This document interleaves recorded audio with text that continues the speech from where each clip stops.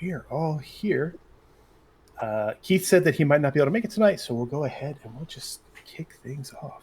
All right, guys. Brief recap. I gave Tango just a little more of one, but you guys had accepted a contract, whatever, like switch of a contract, basically a little job from Kitsune that you guys met in the city of Torrington. He was offering to pay you guys each 150 gold to investigate a library that had just sort of sprung into existence, let him know what's going on, and to recover an artifact, an ancient artifact, a little good glass sphere with some swirling colors inside of it, to bring that back. Anything else interesting that you might have found? You traveled down without too much trouble. You met some wolves, but were able to get most of them to go away without harming them. Uh, and on your second day, you arrived at this library. It's a gorgeous library that you saw from the outside. You saw something that looked like a giant spyglass by one of the walls on the outside of it. And guarding it was a 20-foot tall iron statue, clearly an iron golem. And this iron golem was intelligent, able to speak, and it was tasked with challenging anyone that wanted to enter into the library. However, it did not have a challenge in mind. You were able to challenge it. It just had its orders succeed as some sort of a challenge. So you all did various things, from doing hide and seek to music off to defeat the golem, and you all succeeded. Some of you didn't do very well at hide and seek, just barely able to get past the golem's senses or find the golem. But you did all succeed. Upon entering the library, you had found a teen unconscious in the library. They had some sort of a medallion around their neck that was different than the ones that you had. You made an assumption that perhaps they were some sort of different affiliation and stopped just before reviving them. Again, they were just unconscious. About that time, a group of individuals came out and said that, well, now that they were there, they were happy to talk to you, but they were responsible for knocking you guys out and asked that you be so kind as to just let them to prevent an all-out fight. Uh, a fight did end up breaking out with them. And in the end, after many, many whiffs, many missed spells, many saves, you guys did come out victorious. It was a difficult fight. Several of you fell a couple of times. But we'll pick back up with you guys now just finishing off that group in this library. All right. So, as you can see here, the group lies at your feet. Tango, for your benefit, the young gentleman with the dark skin close to you, they were unconscious when you came into the library, and who you're able to fell are those that have the little heartbeat type image on them. You've got the very tall, muscular, elvish AB that is sitting on the ground. He was pretty tough. He was clearly a barbarian. Used little roots around him.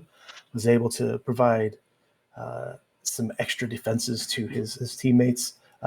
Most likely, the leader of the group was the green orc. Who was referred to as Smith. And then there were Mr. Peck with the exceptionally large purple hat in the back with a feather in it. I do believe that they've given that hat to Phalar. And then Merrick, who was the wild sorcerer who, through lucky rolls, had a surge go off that made his entire party go invisible for a round, adding just a little more time to that combat. But yeah, you guys are in the room, or in this library.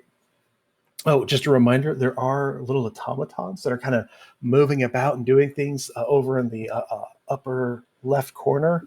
You can see them over there. They are basically looks like metallic brooms in their size and shape almost. They have little spindly arms and spindly legs, and they're really not paying any attention to you whatsoever. They're just putting books away, organizing. They're dusting, making sure everything's nice and clean.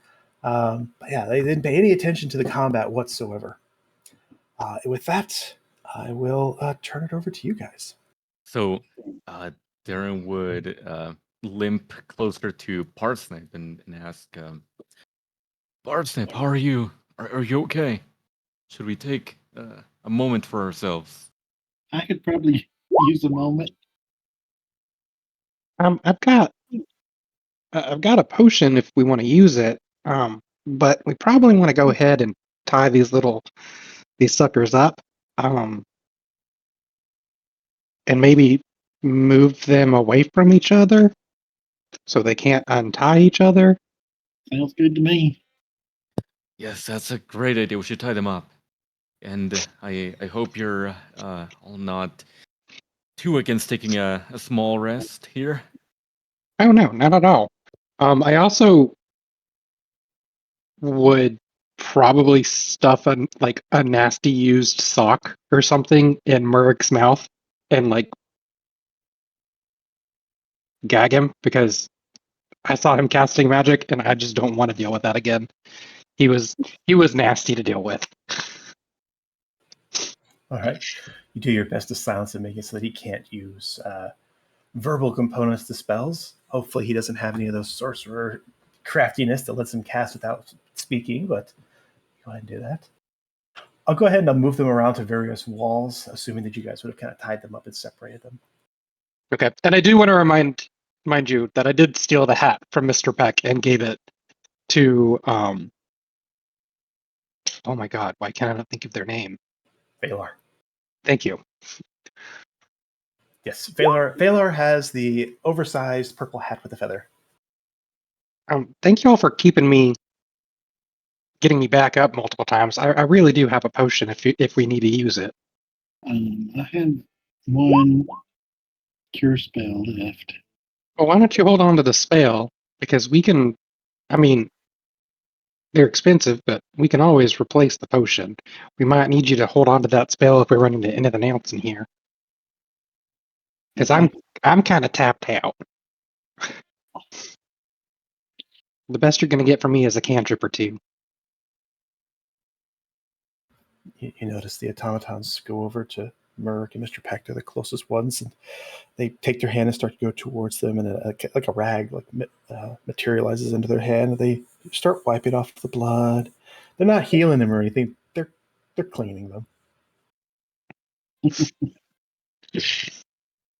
I'm gonna use prestidigitation and just start cleaning up the scuffs and dirt marks and stuff like that off of us, and the blood off of us as well. just in case. Sure. Oh, and for Tango's benefit, this is the room that the team had come out of. The door. It's all black to me. I can't see in that area. Oh, yes. You guys can't see, but you. Let me know if you can see the rest of the library, right? Right. This room is closed. Okay. You don't have night vision, correct? No. Okay, yeah. So that would be why. Cool. If there's dark spots, I'll light a torch. All right. There you go. That helps. So much better. I can see people.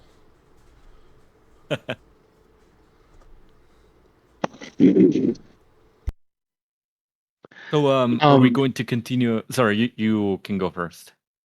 No, I was going to say you had wanted to do a short, just a quick short rest. Do y'all want to do that in here, or everything just went quiet? I don't know if y'all heard me. Oh yeah. Right. I heard you. I don't see why not. It seems that the people that were knocking other people out are gone, or at least are tied up. What about the people who were knocked out? They're sleeping soundly.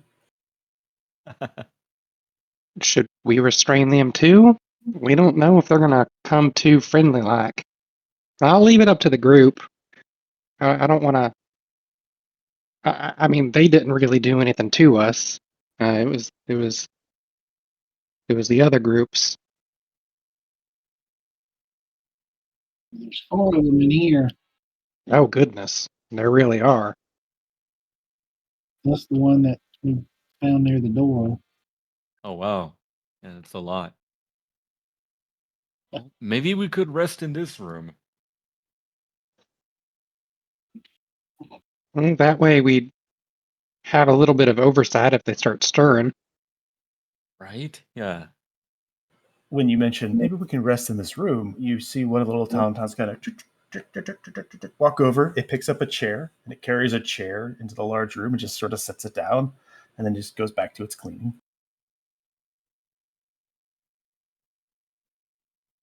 Well, that was awfully nice of it. Huh.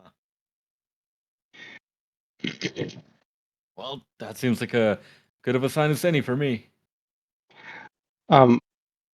While they're resting, or while, because I think it's like an hour for a short rest. Is that right? Yeah, it's fine. Can I browse the books just to like see the categories and topics?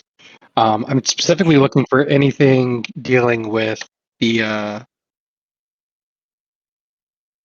like the planar system, like just other planes of existence. Gotcha. Okay.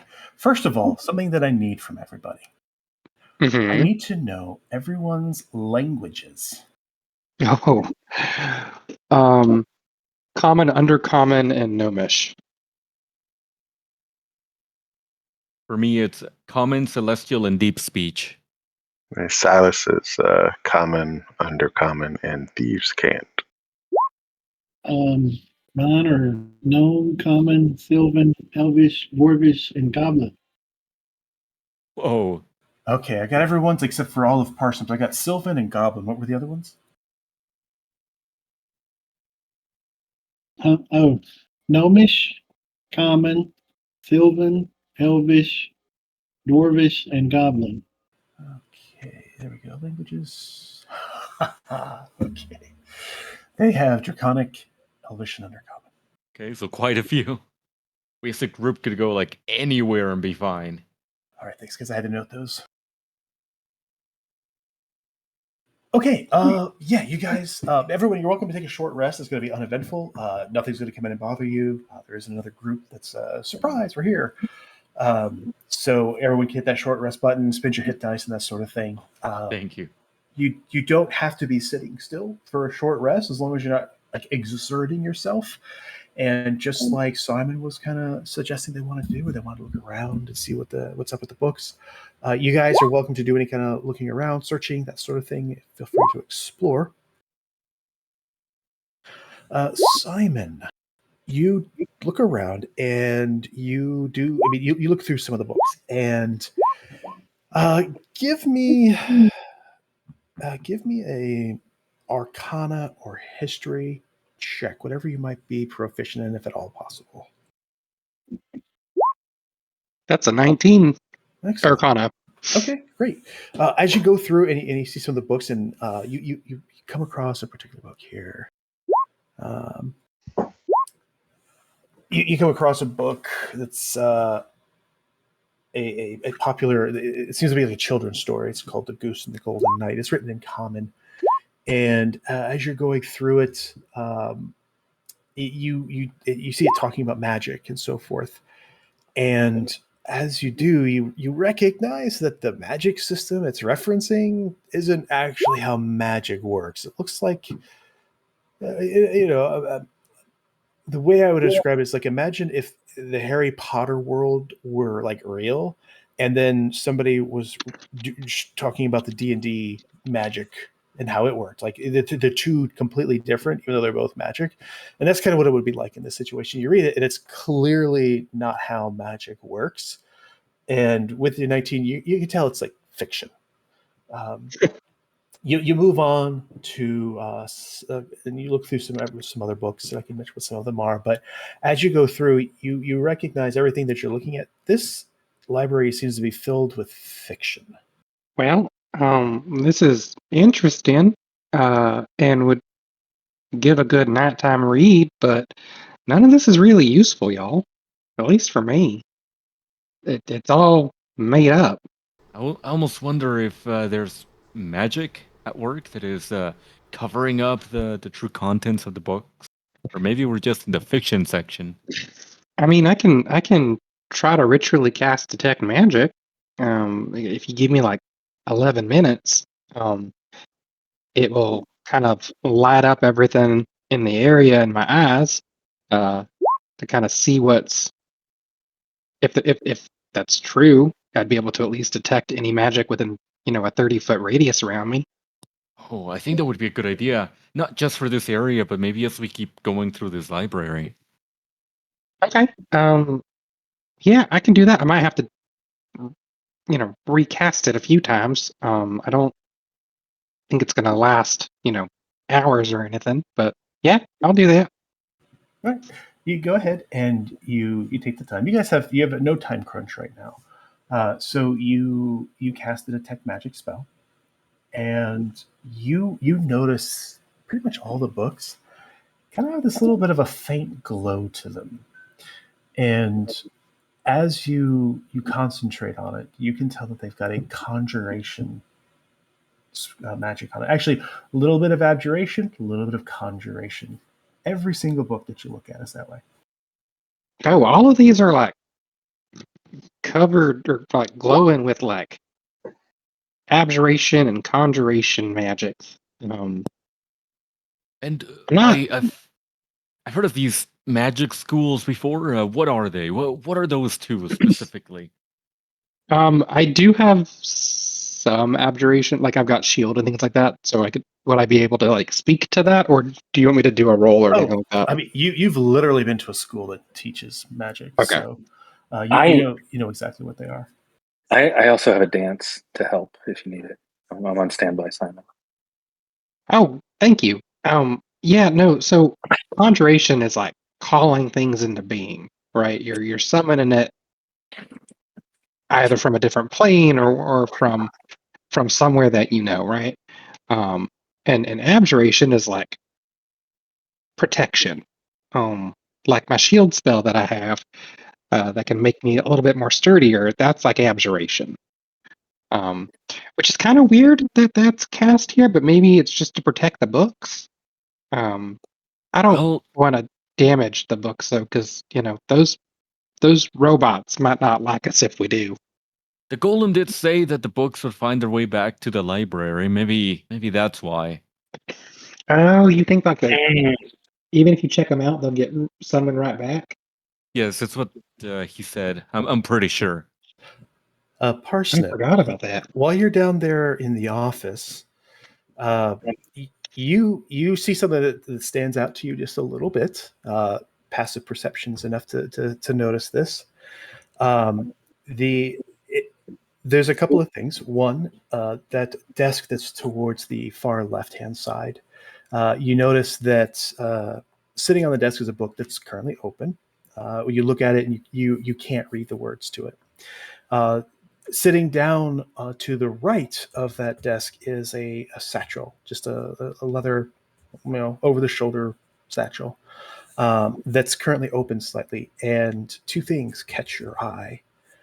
One, you see a book inside the satchel that, even though it's closed, when you look at it, it catches your attention. You feel ever so slightly drawn to it.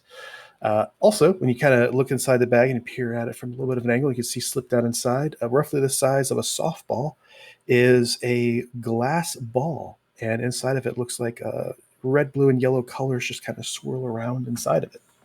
So I'll pull the book out of the satchel and look at it.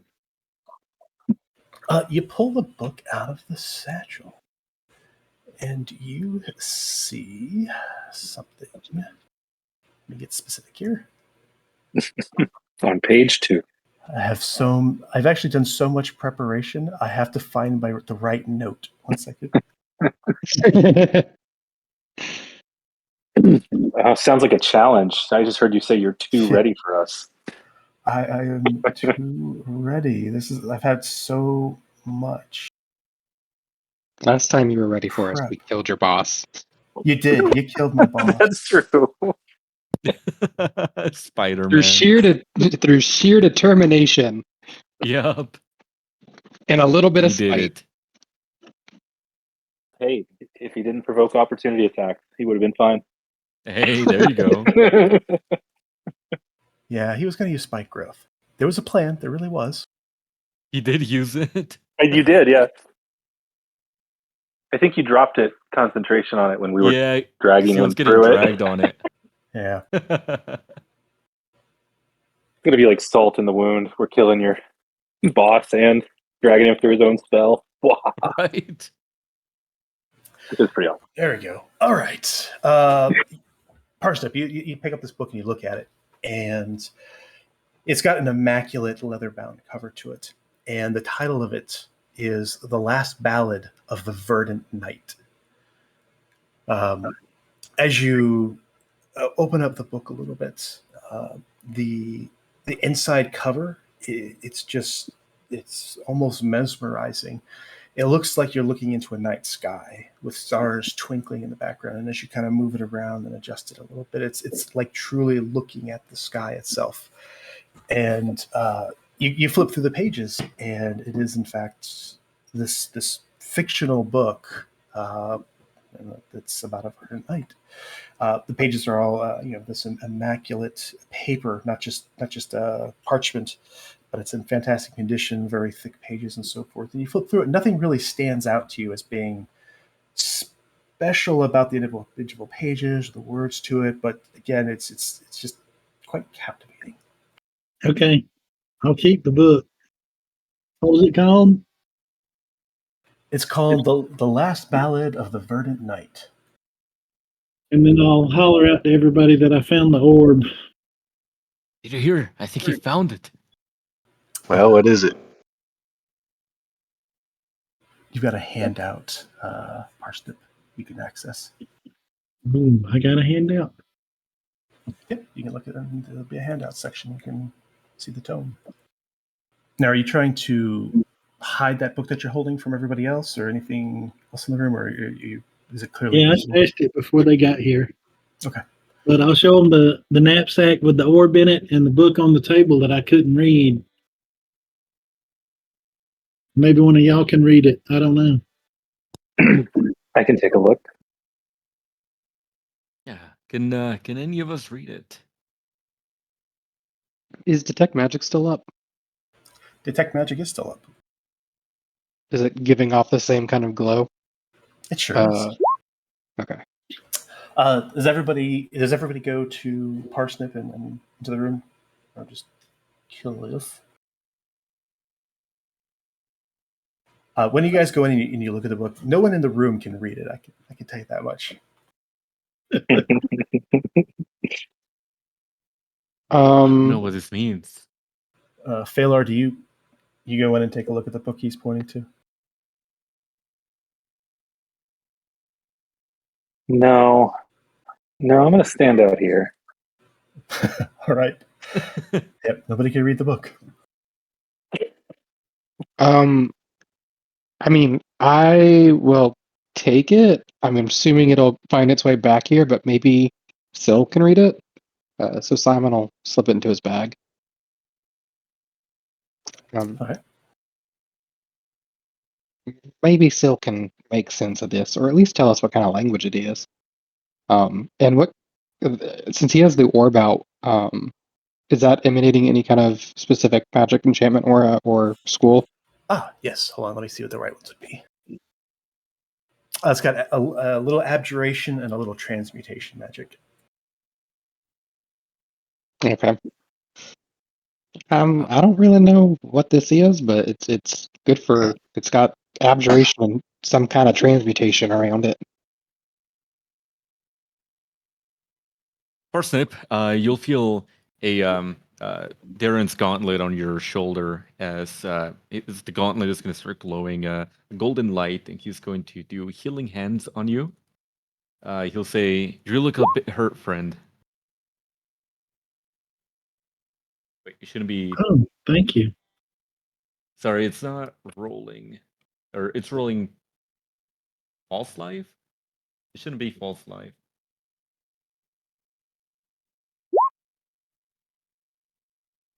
Parsnip died. I don't know, DM. I'm clicking on the healing hands, and it's not. You can just roll it directly.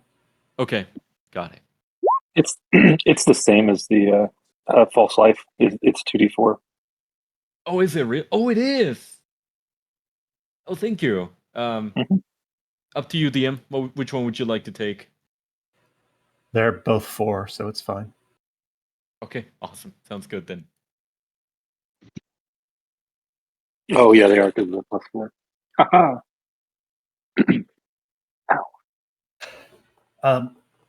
You guys moved around and tied up all of the individuals. So at some point, you guys would have at least noticed this. They also have a little necklace on with some sort of an emblem on it, and the emblem that's around their neck it looks like it's a black coin, and there's a red clawed hand embossed on it. Does Phalar recognize it at all? No, it doesn't really stand out as to meaning anything to you. You got a black gonna- coin with a red embossed hand. I'm gonna take one off of one of the guys. Okay. Should What was the we? one the other group was wearing? The other group had you saw on the first one the young man that was unconscious, but you looked on the rest of them as you kind of looked over their bodies. They also have a little necklace with a little medallion on it. And their medallion seemed to be a brass coin with flowers embossed on it with a bit of a green patina. Eldoria, I've heard of people that look for that love to forage. I guess. Are you a ranger of sorts? Or what are you looking for in that plant? Oh, no, nothing like that.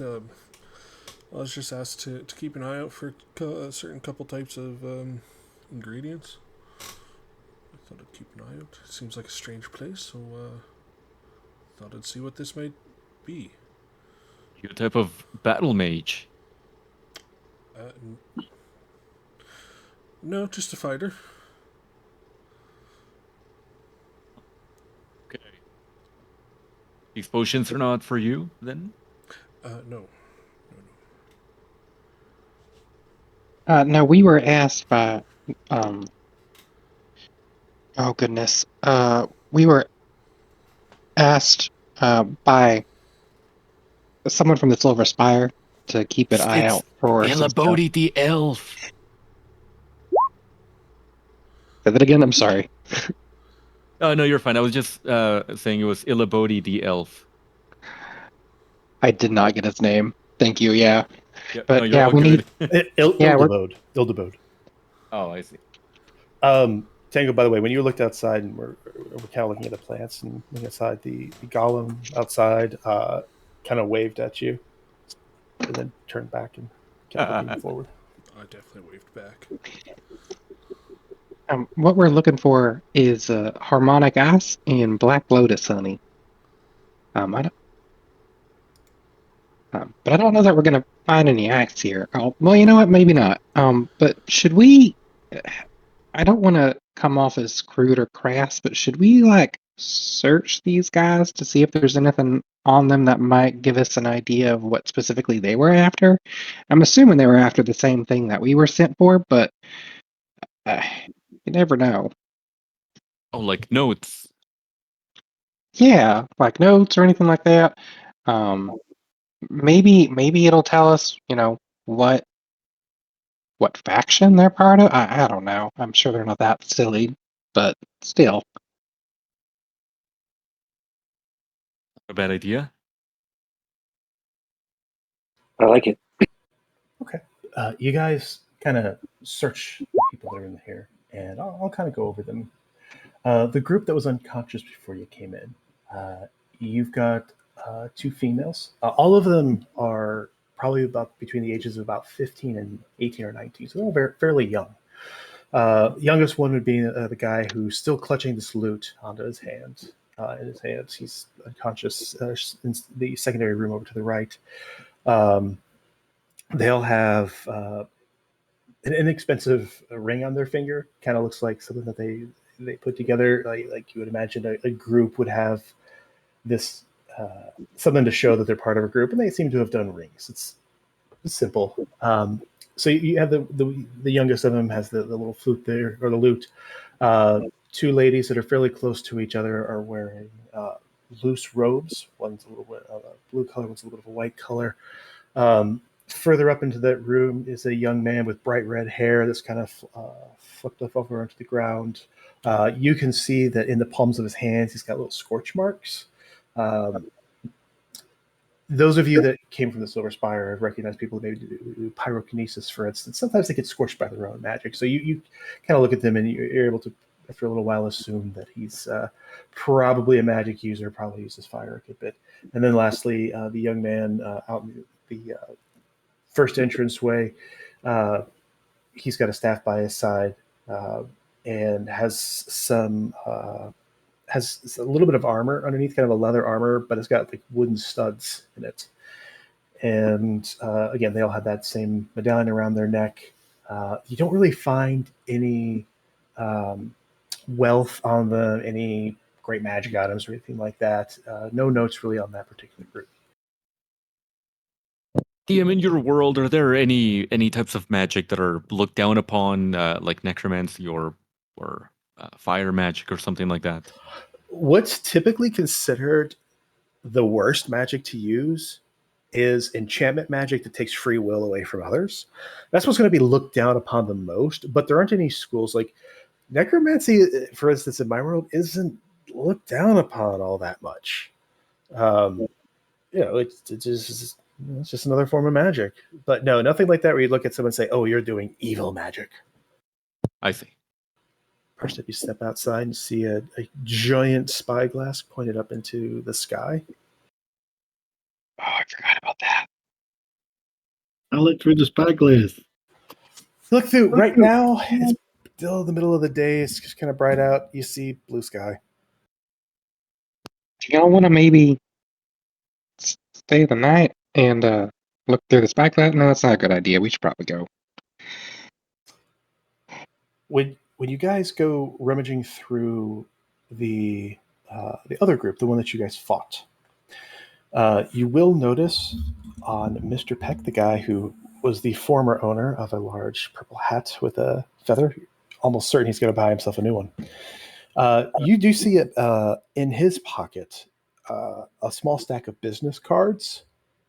And when you pull off one of the business cards, it has a large Z embossed on it, and then smaller underneath this is the word team.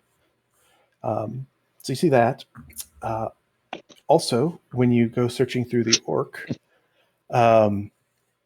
he has a piece of paper that is kind of pushed into his pocket, and it's half falling out.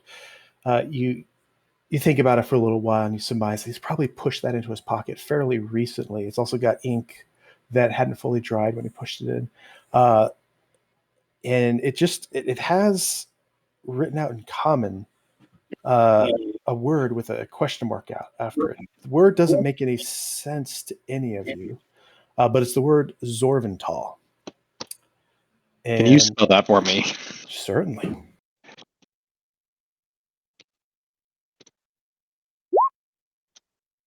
It doesn't make any sense to any of you, but if someone says it out loud, or maybe they're the ones that found it, Phalar, when you see this word, you get the feeling like it's a proper name in Draconic, or something like that.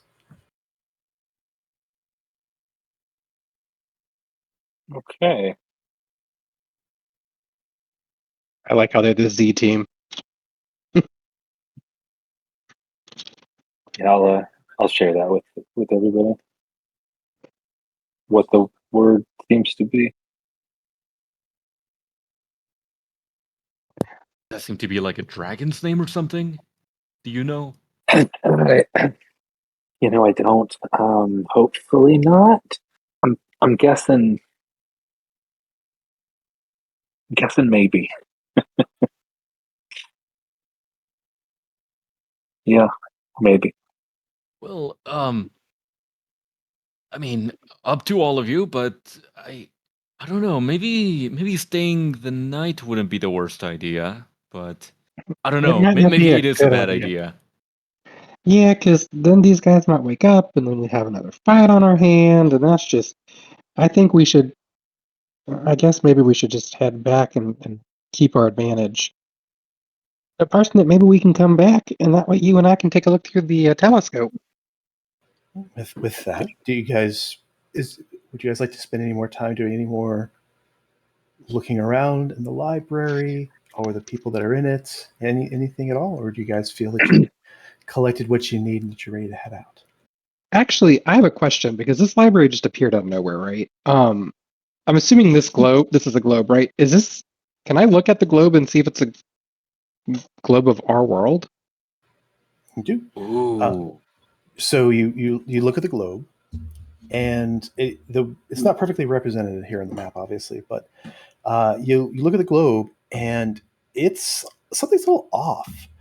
You see approximately a third of the surface covered in a single landmass with a few little islands around it. Doesn't quite match what you would assume a globe would look like. Can y'all sanity check me here? Well, I mean, maybe I'm just mad, but this looks a little weird, right? Like, do I notice it, or do I recognize any land masses that would be familiar? You don't, though. Anybody that comes over and looks when Simon points it out, you're welcome to make a history check. I'll tell you the DC's 15.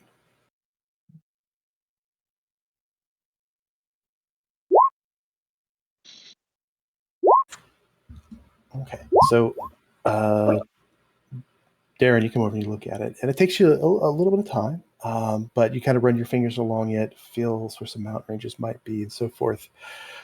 You get the best guess you have is that it is of Helios, but it's pre-divide.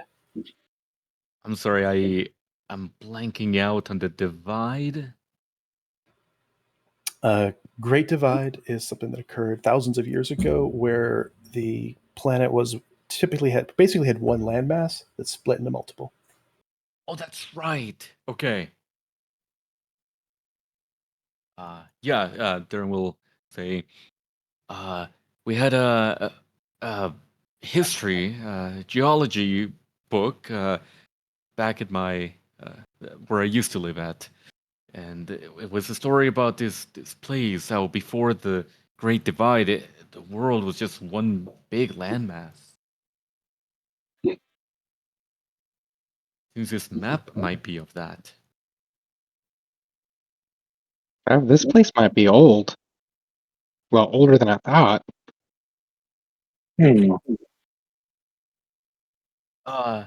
Simon, do you know of are you familiar with I don't know, is there a school of time magic? Is that a thing? I mean, there's a lot of different spells to do a lot of different things. I don't know that I would know any personally that would let you manipulate time. Can I do like I an mean, Arcana check? aside from haste, nothing I can think of either. You can do an Arcana Yeah. check. The DC is very high. Okay. That's a 22. Whoa! It's still okay if I fail, because that's not a nat 20. Oh, that's natural 19.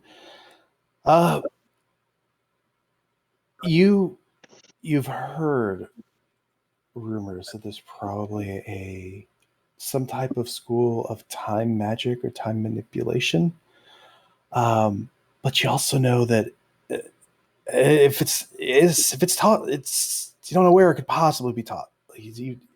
You've never heard of a place that actually teaches that form of magic, if assuming it exists. It's kind of like rumors. Yeah. And I'll relay that. I mean, there's rumors of stuff, but nothing substantiated as far as I'm aware. It's all like whispers, like, oh, there's this secret school that can do stuff, but like, I mean, I'm young. I don't know a lot, but I haven't, in my time, like researching and stuff, I haven't come across anything. Surely But I guess, this library couldn't be traveling through time, right? well, I don't know. It might. I mean, like there are things like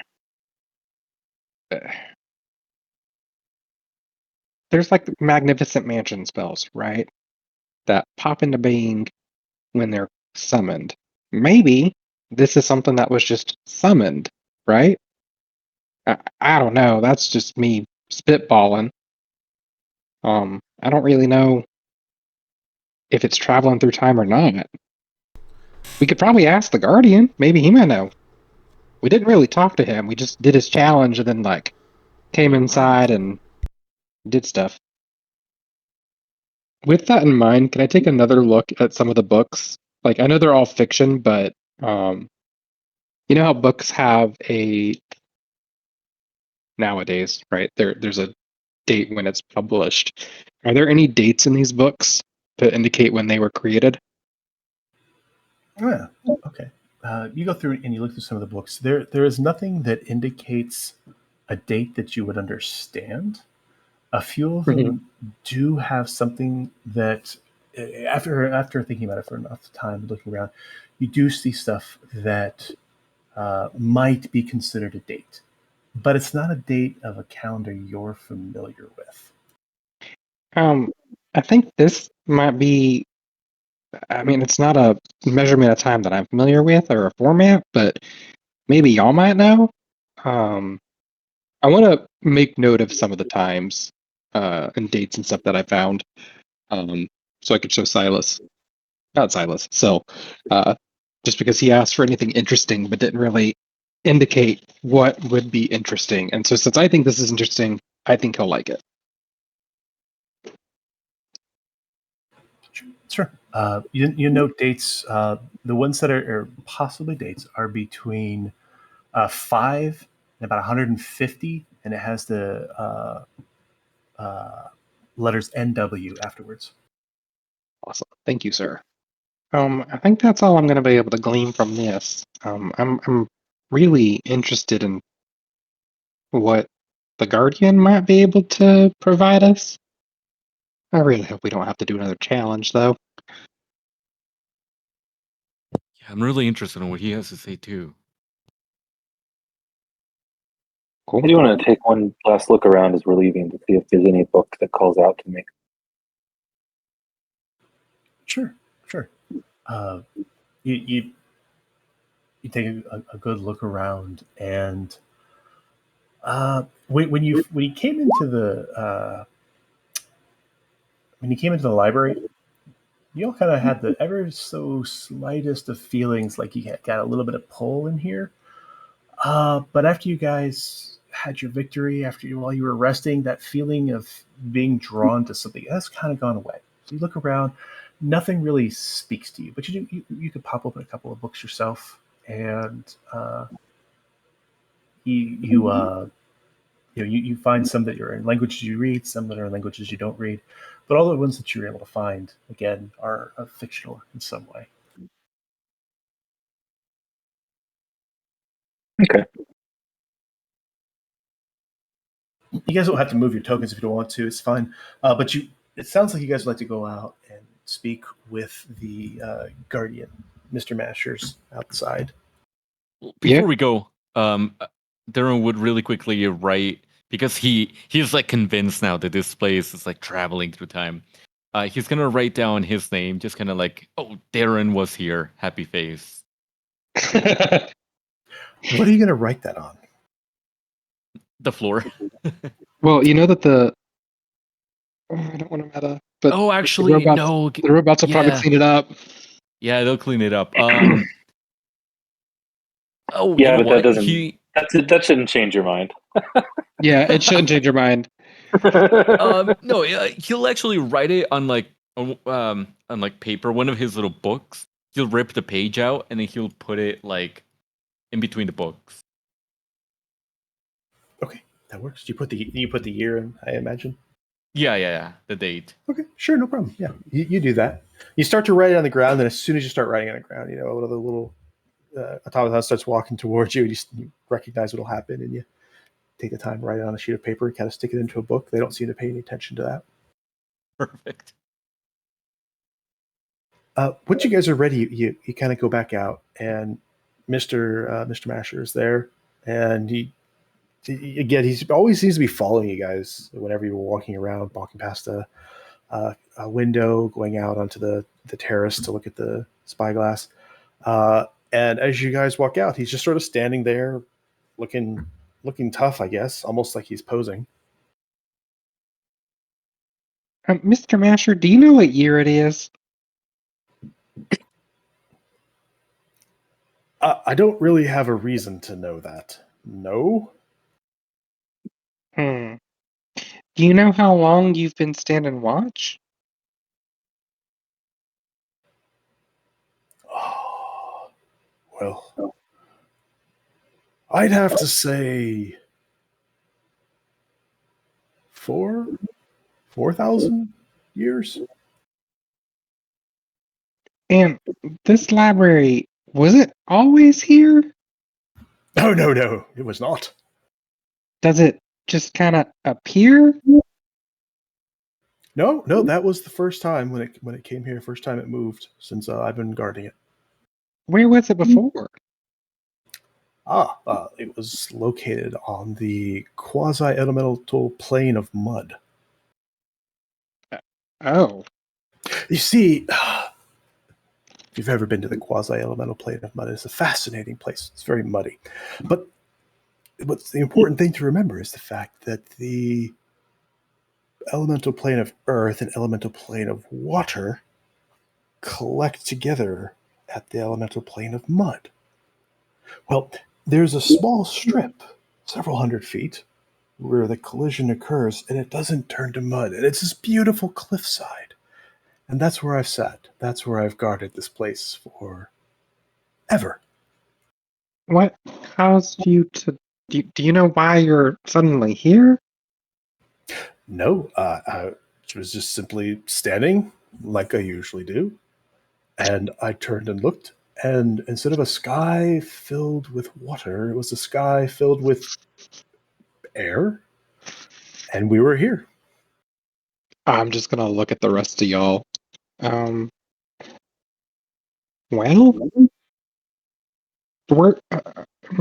I have one more question, and then I'm gonna let anyone else step forward. But were you always on the elemental plane, Bud? Like, is that from your earliest memory? Yes, it was. When I awoke with consciousness, my creator simply said to me, "It is very important that you guard this library. No one that does not challenge you is able to enter." Something like that. I can't do his voice justice. And what was his name? I don't remember. Or he never told me. I don't think he told me. He gave me my charge. And he stepped onto the neck of a long golden dragon and flew off. DM, he told us how he looked like, but I can't remember. Would you remind us? Pale skin, had a long mustache and beard, a thin beard, wearing yellow. Thank you. I don't have anything else to ask. Does anyone else have anything they want to find out?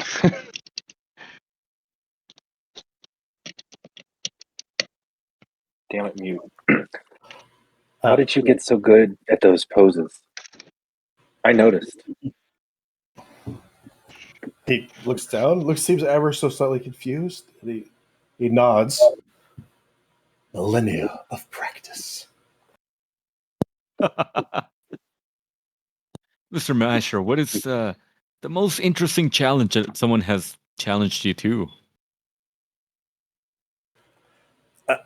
I really don't have an opinion as to what would be an interesting challenge versus another challenge. They're all just challenges that I must overcome. What was the longest one took you? The longest challenge is still ongoing. One said to me, "I bet I can outweight you." they didn't succeed. But they walked off and never came back. I'm still waiting. That is long. I think our challenges were more fun. As you guys are talking to him, you kind of moving about and so forth. Once you kind of step past him, he looks down to whomever is holding that book that was on the desk, because I believe someone said they were taking that to Syl. He says, please enjoy the Dragon's Lament. It will return in a fortnight to the library. Oh, okay. Thank you. What languages are written in? Kate looks towards you, says, the Dragon's Lament is in Draconic. I thought one of us could speak Draconic. And that one person said they didn't want to look at the book.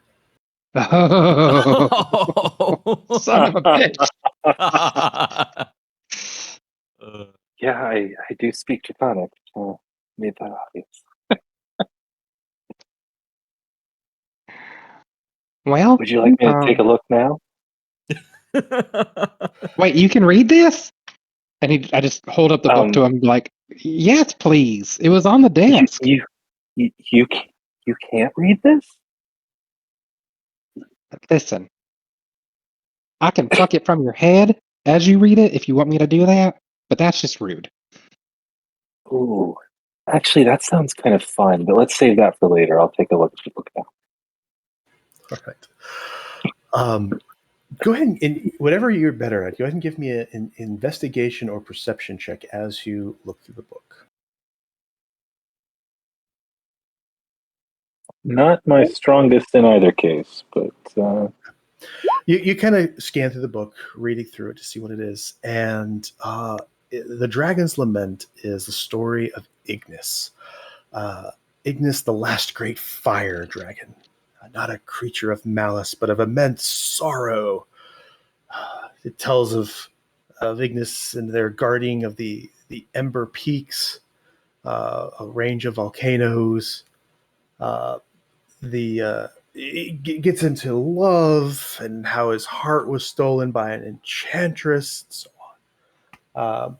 But it seems like a wonderful fiction book.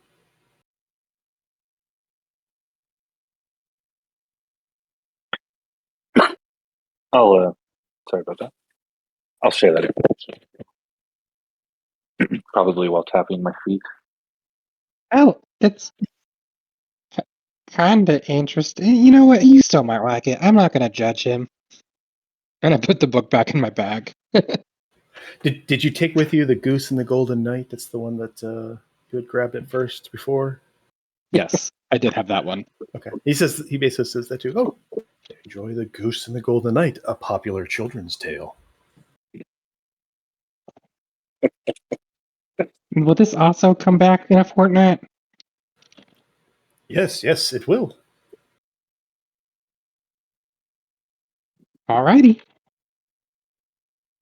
DM, how long is a fortnight? 10 days. Okay. So we'll make it back to the city before then. Okay. Correct. Parsnip, as you begin to walk past the guard, and he looks at you as, yes, please. And he kind of shakes his head. I hope you enjoyed the library. I did very much.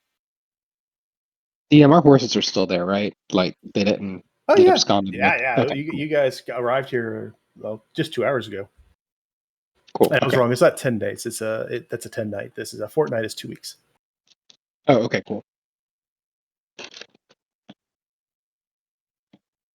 That's what I thought, but I figured your world, your rules, so didn't say anything. Yep. I was like, wait, there's a term for a 10-day. What is it? Oh, it's a 10-day. Yeah, 4 days. It's 2 weeks. Anything else you guys wish to do at the library with Mr. Masher? Anything else? I can't think of anything.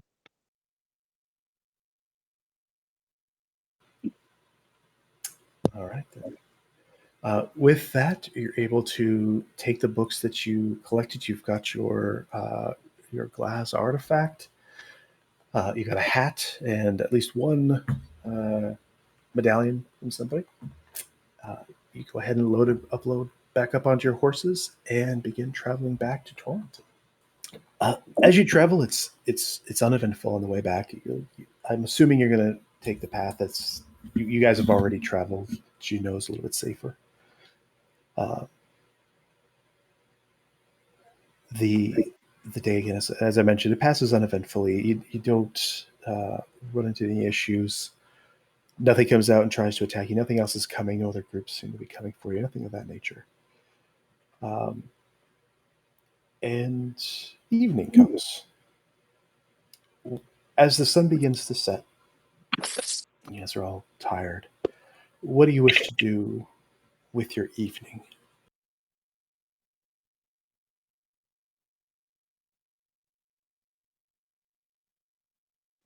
I'll probably end up.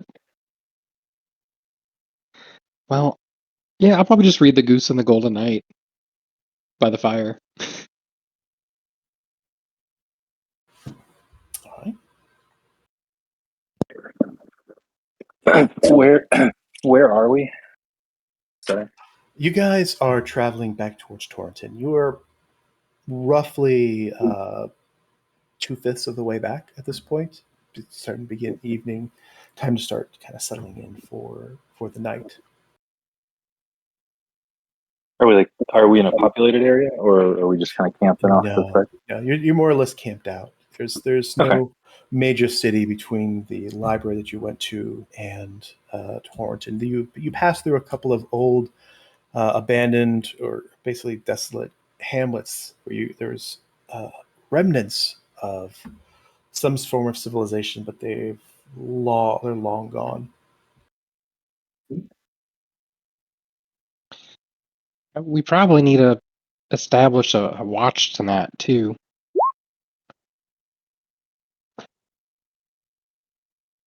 Yeah. Yeah. You should definitely have a watch. Before we start watches, just as we're settling down for the evening, near the fire, kind of what Tango is doing. Darren would be cleaning his shield, I guess, polishing it a little bit, and he would make his way to Phalar, and he would say, "Moonstring, do you think you could teach me some of your dances?"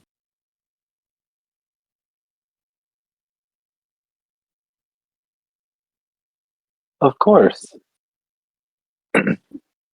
I generally practice them every time we're stopped, so welcome to join me anytime you like.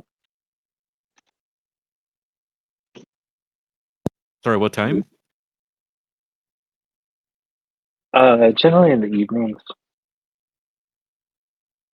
Oh, well, it's evening now.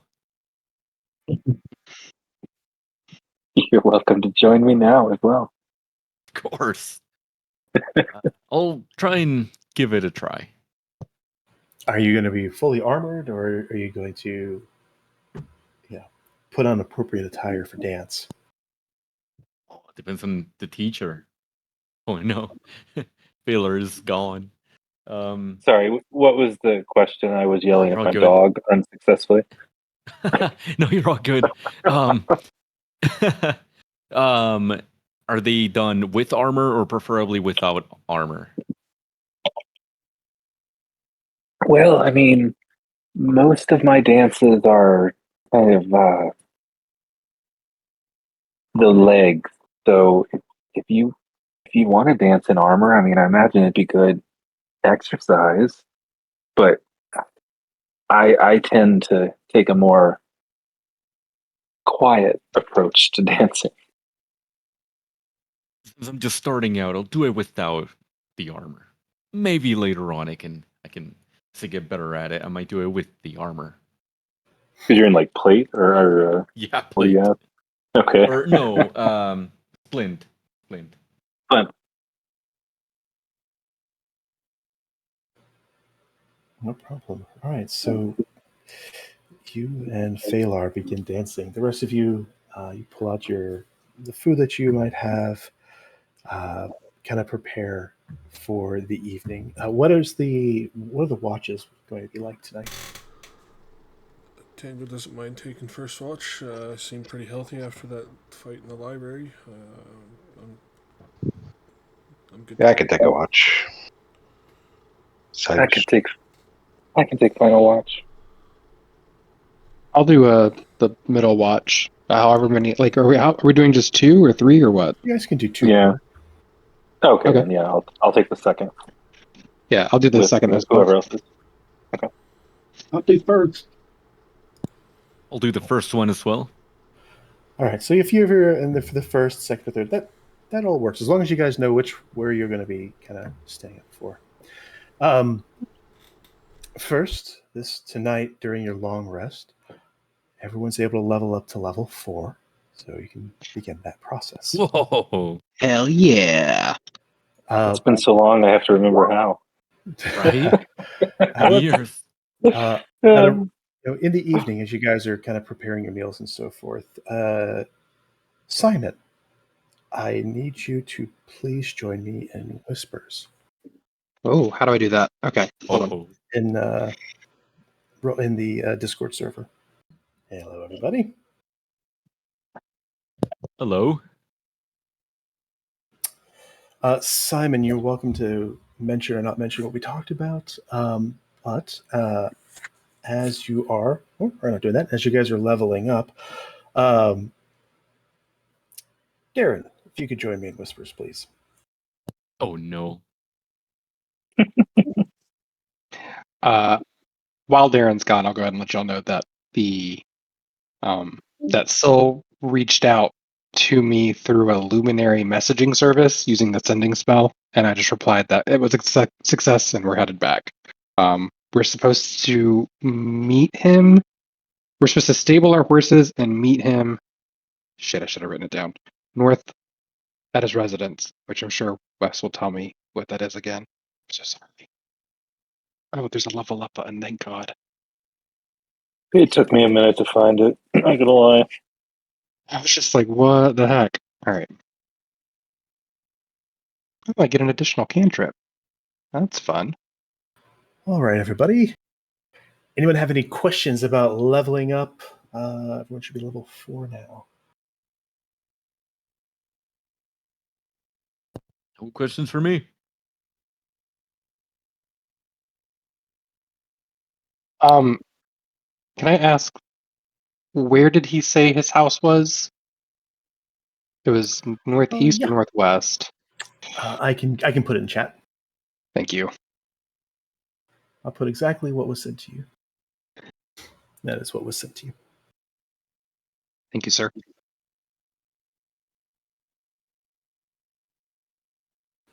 So you guys can take your time leveling up. There's no rush, but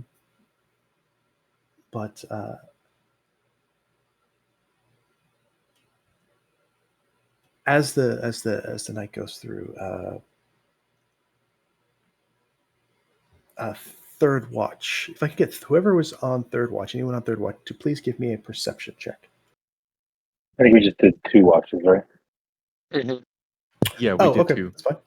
Those that are on second watch, late in the evening, early in morning hours. If I can get a perception check, please. I would, but I'm in the middle of living it. Yeah, hold on real fast. Sorry, you said perception? I can roll a d20 real quick. I rolled terribly. I did too. I rolled a 4. Wait, no. Why did it hit twice? Okay, so Okay, I rolled we'll a 21 the first time. Sorry. We'll go with the first one. Thank God. Simon, as you guys are resting at your camp, you do notice something.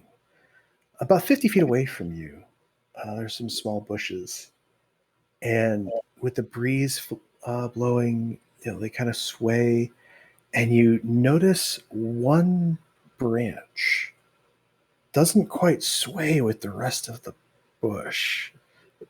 It seems almost like it's stuck. It's just you just catch it out of the corner of your eye. I will motion towards it and get because Silas, you're doing this watch with me, so I motion to Silas and I point out that branch. Like I call attention to it. That looks not right, right? Like there's something there, maybe? Where? I don't see anything. I think Phalar's with you at this time as well. And you pointed out, you guys look over in that direction, and you're not quite sure what Simon's talking about. It's even pointing it out. I mean, it's just a bush rustling in the wind.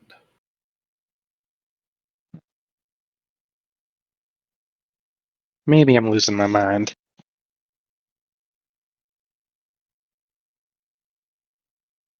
Can I go over to it? Sure. And I want to take a look.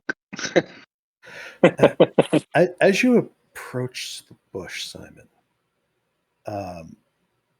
you get right up to it, and you start to like look in the bush, and that's when you hear this little sound as several of the branches suddenly rustle a good bit, and then nothing.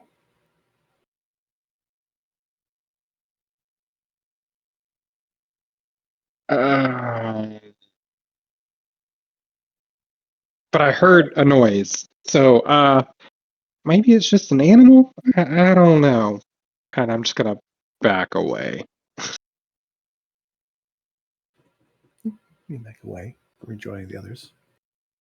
Yeah, I explain. I'll describe the noise it made, but maybe it was just. It's nothing.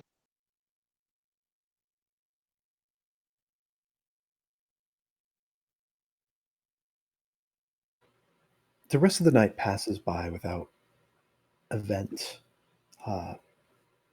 Morning comes, and sun starts to rise over the hills.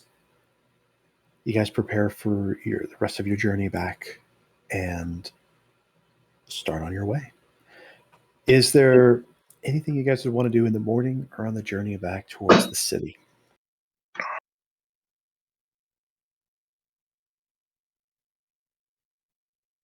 Darren would be asking for his companions if they would be willing to share any food for breakfast with him, as he does not Forgot have about any. that.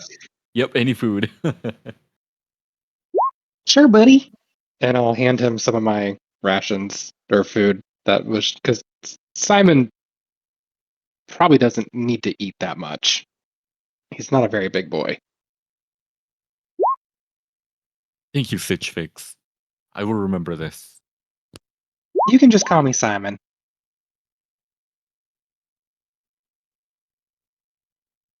Oh, good, Barry. Everybody have a berry. What?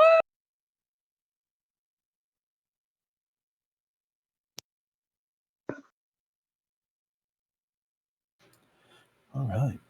Parsnip provides extra food to everyone that could possibly need it.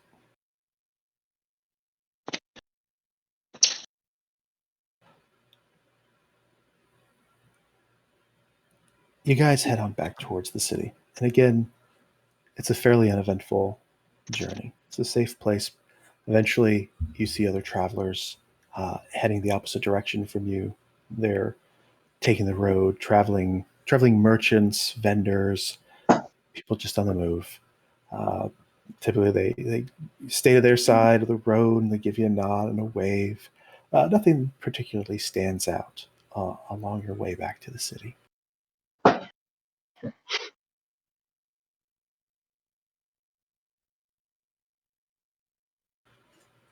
Oh, hold on. Gotta remember to move the party. You guys eventually make it back to the city towards the evening. You head straight on towards the Sapphire Gate. As you approach, you seem to either be recognized by the guards, or perhaps it's the fact that you're on horses that are marked with some sort of moniker that indicates that they've been rented nearby. But you do arrive back to the city without any further issue.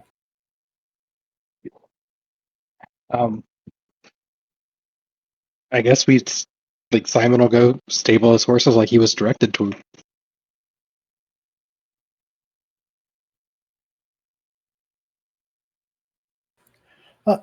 Not a problem. You guys saw where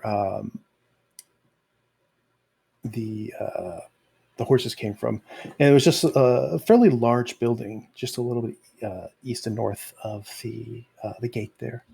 And as you approach to return, you see that there's a little stable kind of set up, and it's kind of like in a little mall where there's other little shops and so forth. You see that there's around the corner a baker that's closed now. You can smell probably a butcher shop somewhere too around the corner in the buildings, but there's this little a little cluster of shops there. And there is the stables are right there. It looks like they only can hold about 10 horses at a time, so you guys have probably checked out majority of theirs. A gentleman is there. Looks kind of dirty, like they've been handling their horses and shoveling hay most of the day. As you approach us, yep, yeah, returning them right on time, just like you said you would.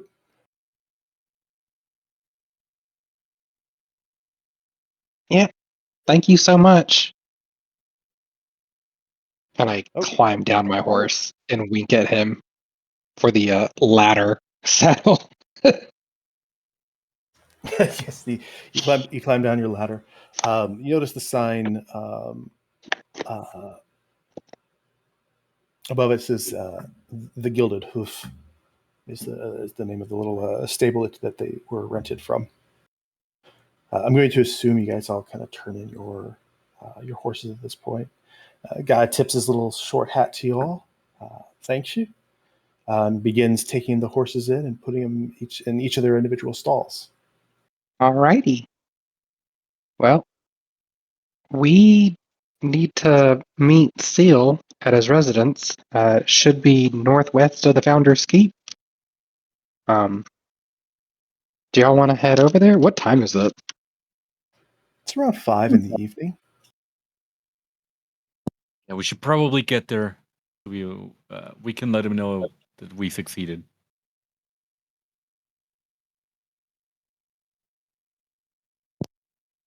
Awesome. Y'all make your way through the city. The area that you're traveling through is the typical place for shops. You saw Evie's, for instance, not too far from the Sapphire Gate here. Other little shops, little trade goods and so forth as you travel through the city.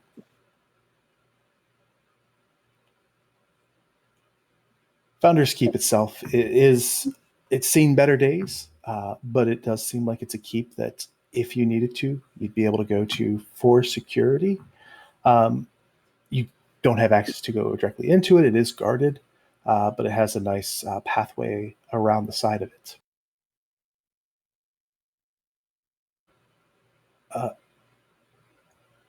I'm going to make the assumption that somebody in the group will eventually say, hey, we're looking for this person's house, and ask for someone to kind of point the way instead of wandering around aimlessly. Well, you'd be wrong.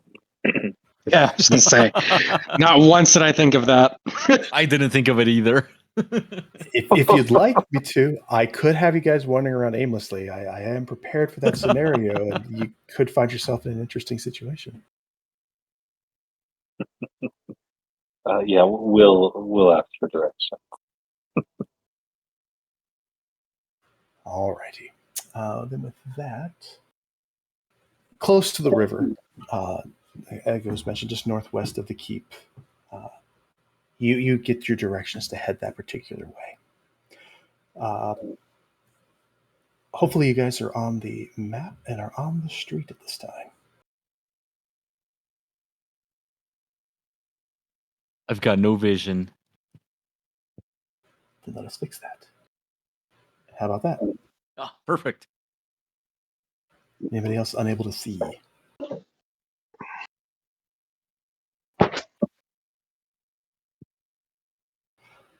right, let me make sure that this is what I expect it to be. Yep. And Folst, I can't add my AC, but it's 17 now. Okay. That's good. Oh, hello.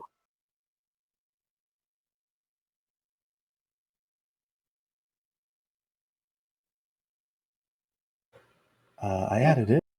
It still doesn't show. That's okay. It'll be a mystery. I can tell you it anytime you need it. There you go. Got it. Hey, there's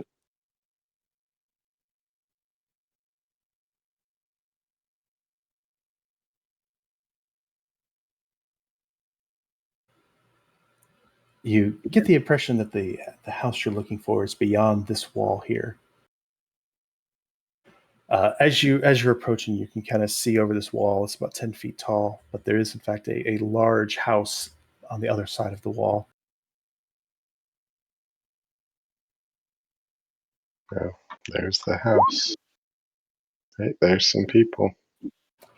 As you guys are approaching the home, you do notice these other fellows that are kind of walking in your general direction.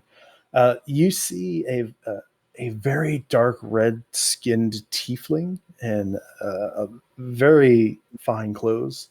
Looks similar to like a business suit, traveling with another gentleman who is in something looks like what Mr. Peck might wear, or similar. He's in quite gaudy clothes, has a lute strapped over his side, and they seem to be kind of engaged in a small little conversation.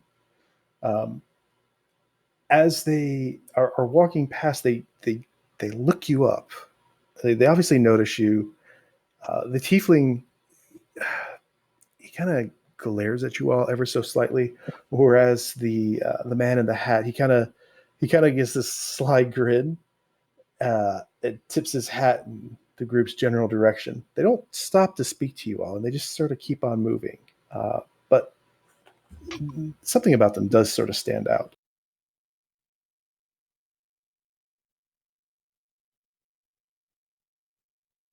Um,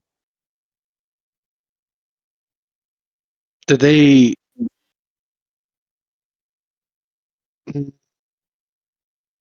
bump into any of us or brush up against any of us? No, they don't. They don't really bump into any of you all. They kind of they give you space. They don't collide anyway. Okay. I'm gonna feel for the orb because I think I'm the one that has it, just to make sure it's still there. You feel for the orb; it's still there. Okay. As you guys approach north a little more, you see standing at this wide gate a dragonborn. This dragonborn is in black and white, kind of a tuxedo robe. Where at the top, they've got their little black bow tie, white shirt, black suit type coat that sort of flares out into a robe towards the bottom. Has a little monocle over to this on one of his eyes, and as you all approach, said, "Oh yes, welcome, welcome. We've been expecting you. Please. My name is Viridian, and Master Sill is waiting for you inside the residence. Oh wow, Please. he's fancier than I thought he was. Are we underdressed? I never get No, moved. no. I think I'm on a different layer. Okay, hold on. Because you moved the group and I didn't go with them. I didn't move the group. I'm only Oh, moving Viridian. Oh, Yeah, I just happened to moved look when you ourselves. all moved at the same time. I was like, wait a minute. Yeah, no, we've just been moving. That's As Simon It's- passes the fountain, he's gonna look inside to see if there's any coins. You do not see any coins. As you're walking in, it's a beautiful, well-maintained garden. There's a working fountain in the middle of the yard. You see an older gentleman attending to the flowers just to your left as you approach. And Viridian just walks straight up to the front door and says, "Ah, yes, please, if you would."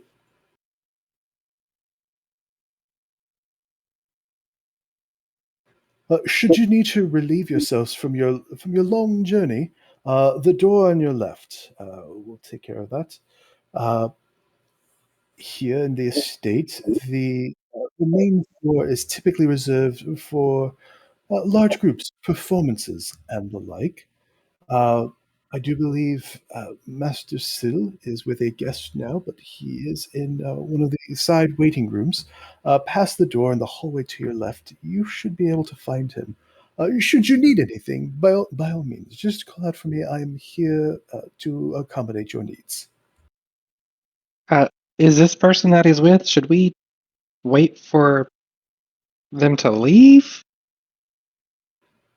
I believe Mr. Sill's guest will be spending the night, so I don't believe that would be necessary. Oh, okay.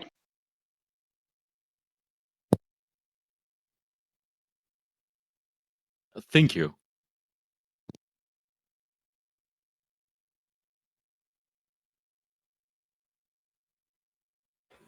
Darren, as you open it up, even by your standards, this is a little bit surprising. There seems to be a multi-stalled restroom, washroom, uh, fully working inside this residence. Oh, okay. Yeah.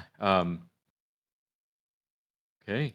Nice. I This is think I deleted nice. my token. I was trying to replace my icon, and I think I just deleted it.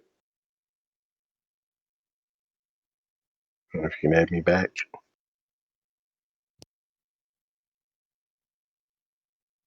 Yeah, what did you do? Don't know. Wow, there's like 3 of you. There are? I see none of me. Well, I see like I see a empty box with my name on it now. An empty box. Hey, there I am. Okay, I'll fix your token later. I wanted to use a lighter token. I couldn't see what my character looked like. And this way the duplicate will look different. Ah, gotcha. Okay, I can make a token of the lighter one. That's cool. It's a little too light, to be honest. I'll have to work on that.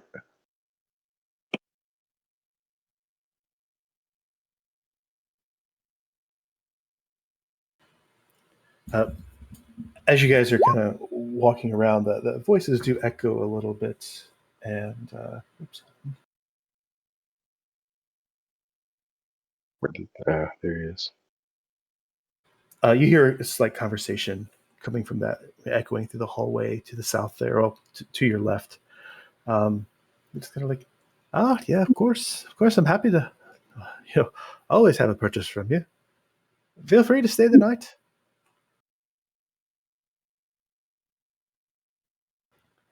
Simon, as you round the corner, you look over and you do see Syl sitting down.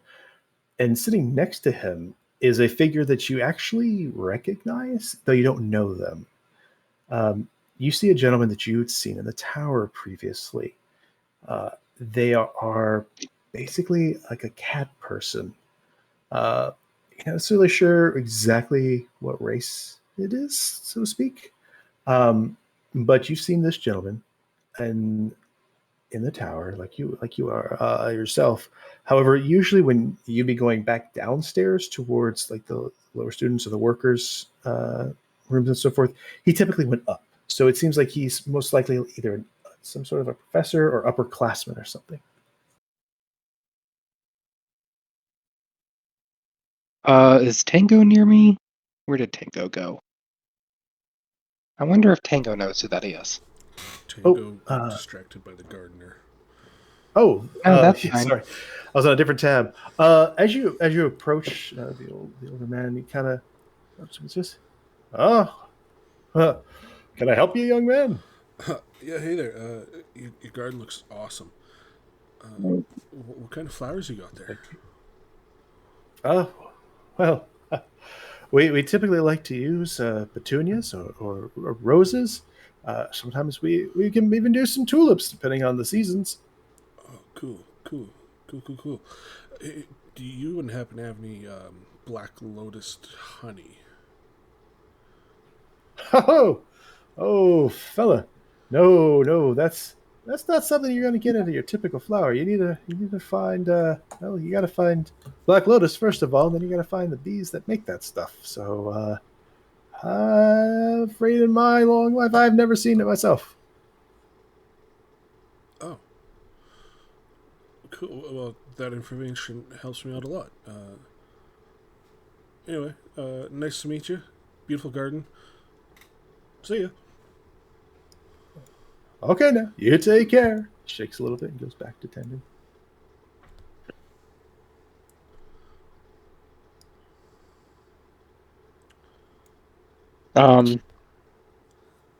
I'll wave to Syl, but I don't want to rush them. So, and also, like, I'm waiting for everyone else.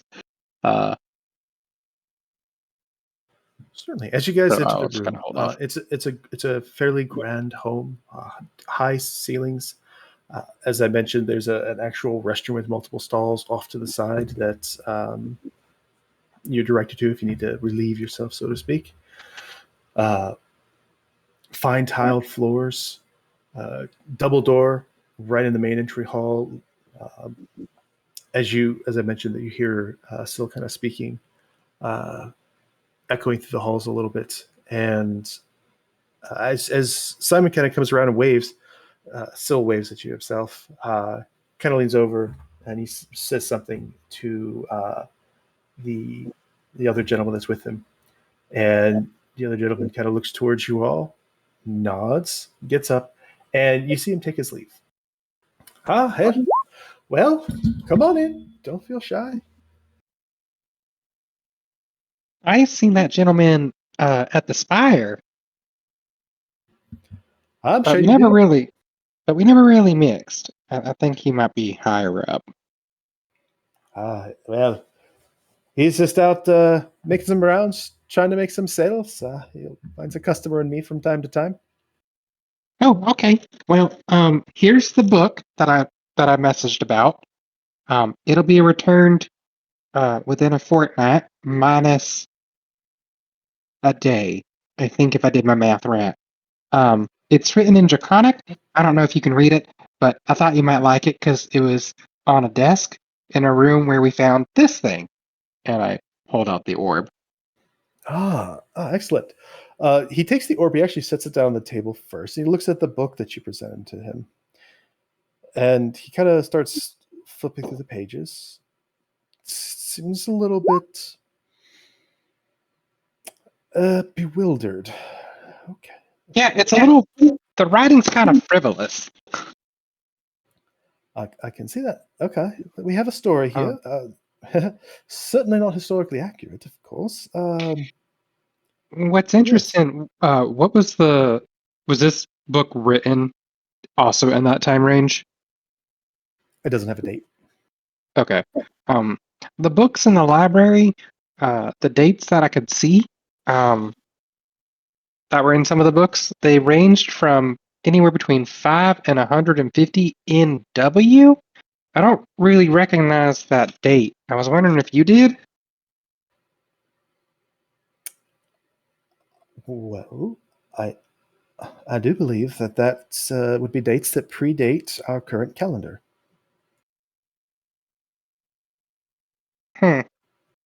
Well, you were right. The library kind of appeared out of nowhere. Apparently, it was in the elemental quasi-plane of mud.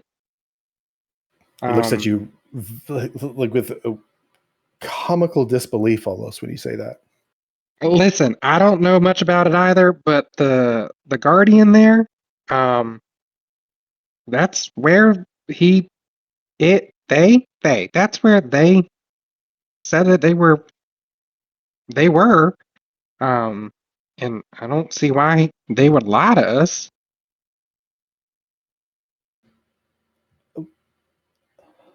Okay, I see. Okay. He just seems just slightly surprised at everything you're saying. There was also a giant globe in the library, and the continents were all one. Like it didn't look normal. Oh, that would kind of make sense with the rest of what you were saying. If this place was old, the world's definitely changed over the millennia.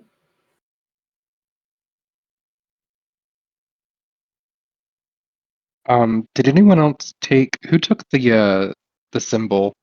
There were other groups there. We didn't kill anyone. I did. Wait, you killed someone? I'm just kidding. We don't talk about that. Yeah, no, we didn't kill anyone. But there were two groups. Each one had their own symbol. And I'm gonna leave it up to y'all to provide them if y'all want to. But one was a black coin with a red embossed hand on it. I had Well, I appreciate it. I'm familiar.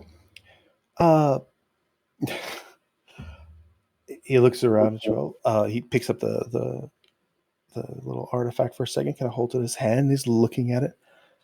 But I must say, this was definitely very impressive. It was a great find. A great thing to add to my collection. Did you happen to find anything else while you were there? He sets it back down on the table and kind of scans you all over. I mean, just that book I get. Oh, I also, I guess I checked out this children's book. If you want to take a look, I've already finished it. It's called The Goose and the Golden Knight. It's you know just a fun little read. All the books will automatically transfer back to the library, though. They're all covered in conjuration magics, which I guess just ferries them back to the library. Oh, But I didn't see that conjuration magic on that orb, so I'm pretty sure it will stay. yes. I hope so. Like I said, I'm adding it to my collection. Ancient antiquities. Observe.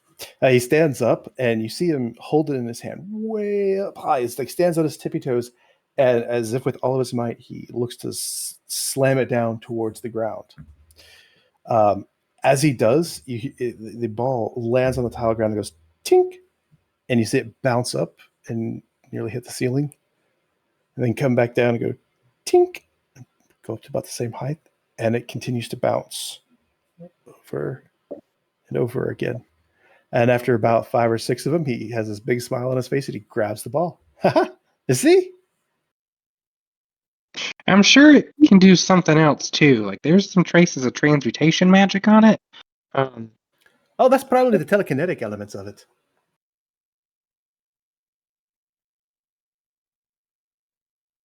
Well, alrighty then. Here, take it. He tosses it to you. Give it a bounce. I'm sure it's going to be fun for all of you.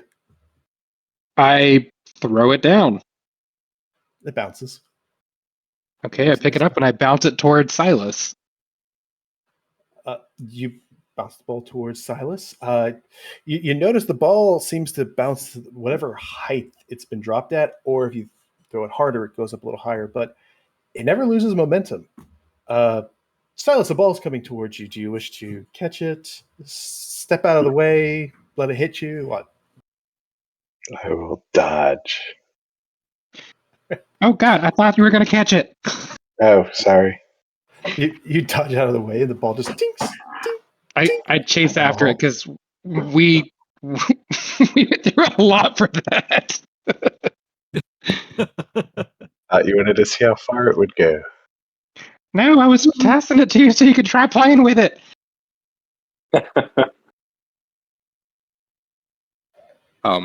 Yeah, I'm assuming I'll be able to catch up to it, and then I'll bring it back to him, and I'll just hand it back to him, unless anyone else wants to play with it. Eventually, if you know where I can buy a pearl, I'll be able to start identifying things more. Oh, well, perhaps that's something I can help you with. First of all, your payment. He opens up a bag and you puts his hand in, and you hear some kind of shuffling around a little bit as he slowly pulls out, tink, tink, tink, tink, sets out 6 bags. Here's everyone's payment. Again, I am curious. Is there anything else you guys would like to present that you're able to find in this place? Also, were you guys able to read this book here? And he holds up the one about the dragon.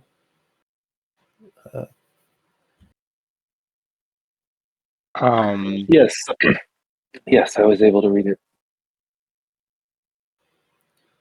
All right. He kind of looks at you for a second, and then he says, "Oh, okay. Well, I hope you enjoyed." Why do you ask? Because I was interested if anybody was able to speak this language.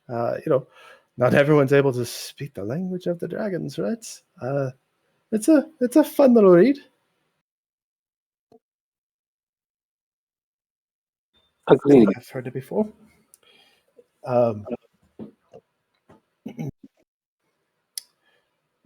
Again, he kind of looks around the group. By all means, please, everyone, you're welcome to take your earnings here. How much was it again? He gives each one of you a small leather sack, and inside of it is 15 platinum. Woo! Awesome. Thank you so much.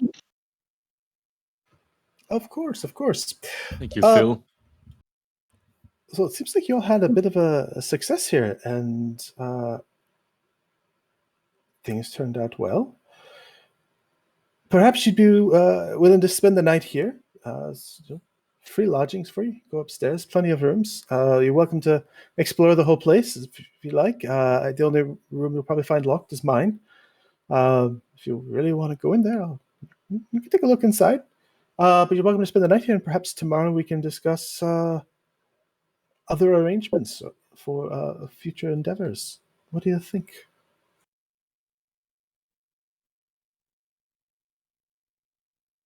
I'm down for it. I arrived with Tango, so I'm probably going to take my cues from them. Well, do we get to fight more stuff? Oh, I'm sure we could arrange that. I have plenty of things that I employ people for. So you never know. But sleep on it. Think about it throughout the night, and we can discuss specifics in the morning. Oh, okay. Sure. Please, I need to spend more time with these bathrooms. All of you need to try them. They're so good. Though still, I will say, that bathroom door at the beginning, you might need to have it looked up, checked up. The door got locked on me. So sorry about that. It is a bit of a stickler. For Darren and Tango, by the way, you guys would have probably had working restrooms yourselves, although yours were almost certainly like magical in some way, where this is like actual plumbing. So it would be unusual for you guys to see it. Interesting. Still, I have a quick question about. On my way here, I saw a broken sword on the table back there. I was just a bit curious about the story behind it. You're probably seeing a prop. Or do you have a theater? Oh, yeah. He taps on the wall behind him. Got a theater right here. Oh, are there going to be any showings anytime soon? Don't have anything scheduled right now, but they happen from time to time.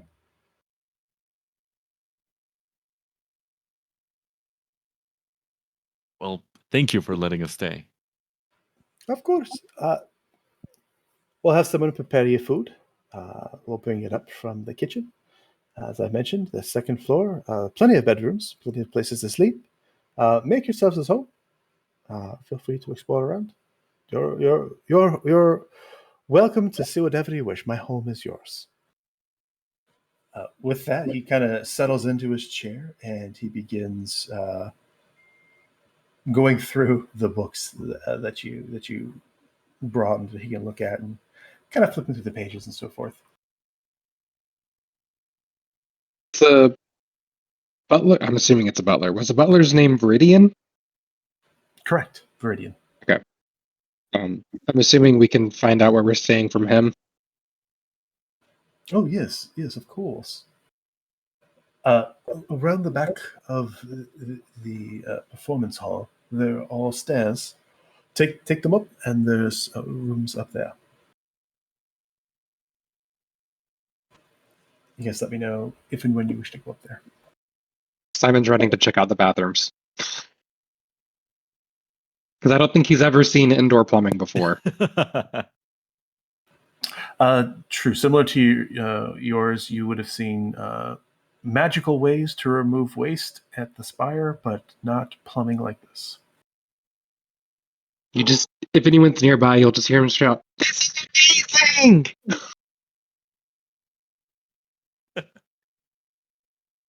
And he'll wash his hands and then leave. So y'all can take a minute to kind of explore. But if anybody should wish to do anything in particular, let me know. I'll catch up to Tango and just let him know. There was I don't know if you saw him around the spire, but there was like a feline person. Did you ever see them at the spire?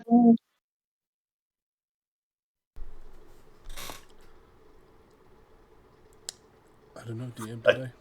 Yeah, Tango, you would have similarly, you would have seen this cat person, but they didn't really interact with you. It's not like they avoided you. It's just you didn't cross paths.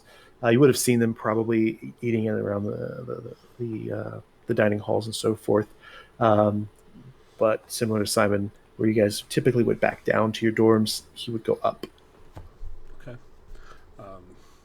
I try and imagine Tango as being a very friendly person and forward, especially in a place new to him like the Spire. He'd try and introduce himself to all kinds of people that he meets. Would I, at the very least, maybe get a name? Yeah, you probably wouldn't have had a chance to interact with him again unless you made a beeline. He wasn't there all that often. You would have seen him just in passing a couple of times. Okay. You think back, and the name Ren is what comes to mind. Ren or Renjun, something like that. But Ren sticks in your mind. Yeah, Simon, I caught a glimpse of him as he was leaving this place.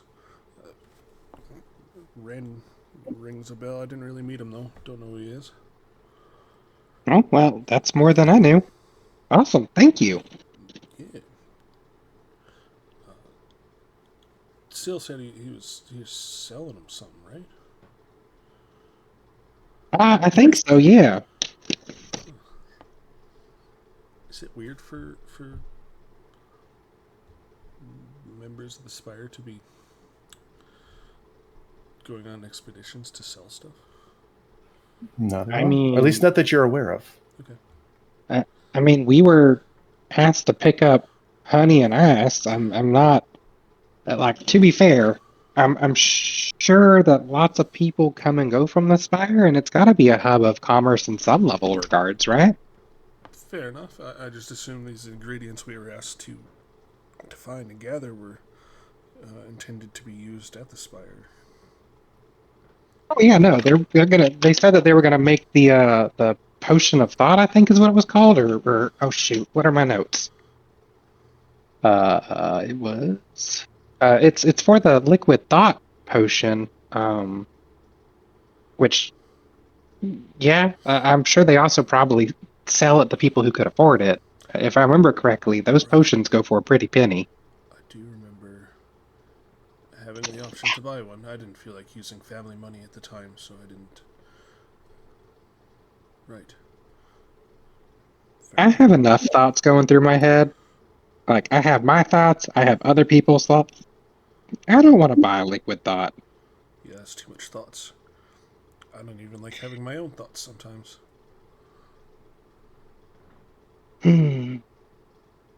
I think they make pills for that. Yeah. Probably. Hey, would you guys like to go check out our rooms? I wonder if they also had bathrooms. I mean, I'm down. He said it was behind the. I kind of want to peek in and see like the play place, the theater. Nice. It's really nice.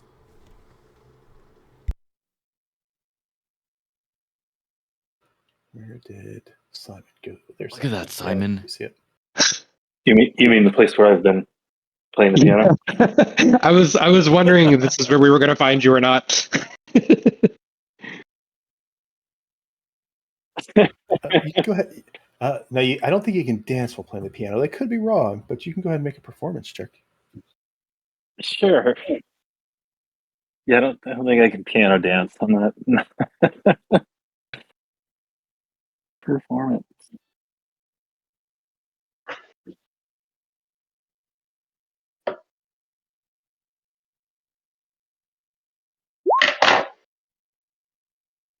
Quite nice. Yes. Phalar, you play a fantastic sonata on the piano or another form of your choosing. It sounds fantastic. You've done music underground quite a bit in caves, caverns, where there's some resonance to it. But this is on par with some of the best you've heard in regards to that. The music just fills up the space quite nicely. Great acoustics in here.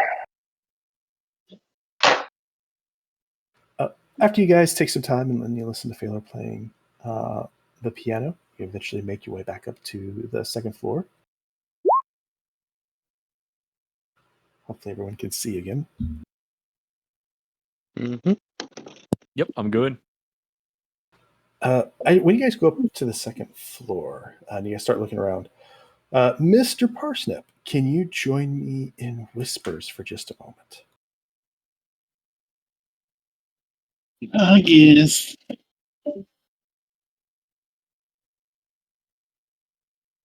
Do we all get Look our at that. own room? Is this Silas's room? Should I not have opened that? Whoopsie. Get out. Well, he said it was locked, so I'm pretty sure it's not his. It's super fancy. Hey, look, Silas.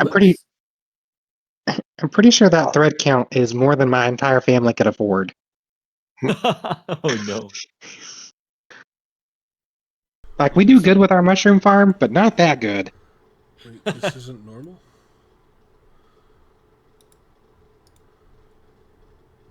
I mean, maybe for you. Oh, yeah. I've wandered around my mansion bored out of my mind many a times. I wonder where the fruit is. Oh my God. Silas, do you also come from nobility? Who are you asking? Silas. What was it? I didn't hear it. Oh, sorry, not not Silas. Parsnip. No. I think it Tango? was Parsnip. It was Tango talking, I think. Oh, Tango. Yeah, I'm in Tango. Yeah. Oh, yeah. Baldarians are famous throughout the land. Heard of your house before? I'm sure you have.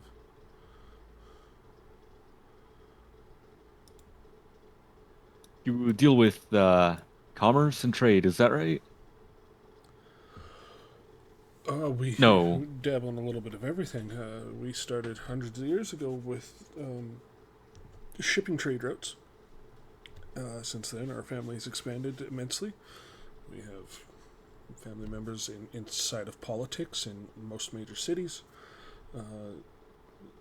People who are keen with magic have taken to being successful merchants in crafting and creating magical items throughout the lands.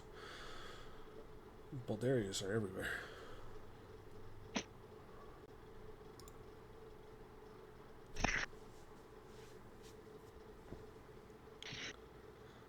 Wait, so why is it that you ended up joining the army?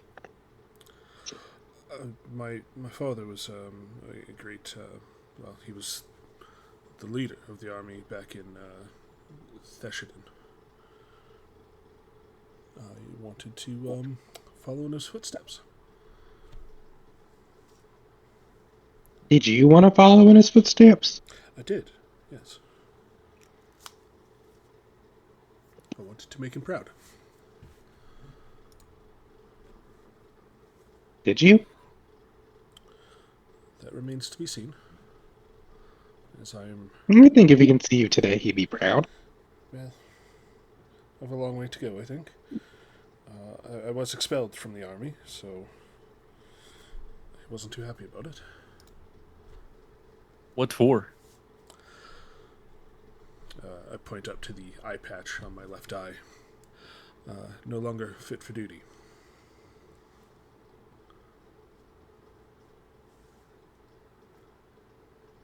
I mean, that's not really true. You have saved our butts with the spiders and that man spider big like monstrosity. Sure, but the army has their regulations and the rules, and I'm not one to push back against them. Interesting. I'll have a talk with you later, Bildori. I think we're more alike than I thought we were. Fair enough. After you guys meander around on the second floor a little bit, you do actually have access to a third floor as well. I'll give you guys just a moment to look around. Are each of these are like? Is it one room per person? That's kind of up to you guys as far as sleeping accommodations are concerned.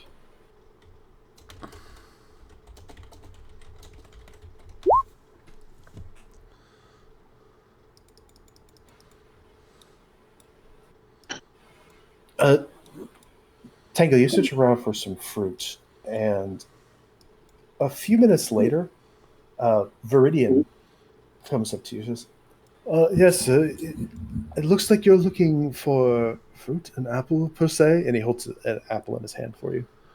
Yeah, how did you know that?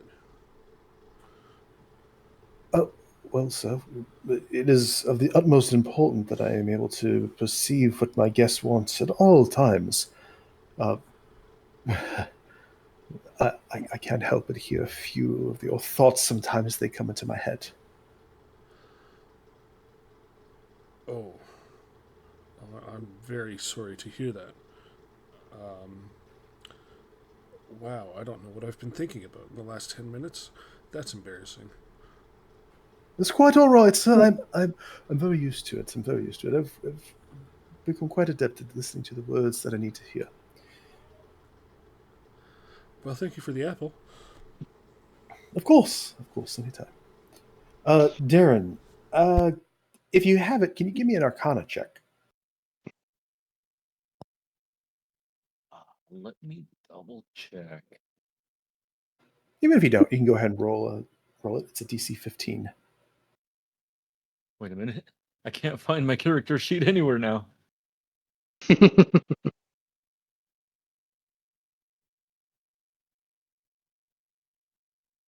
The parsnip's up for you. You can roll an Um, Arcana check when you come into the room that Darren is in.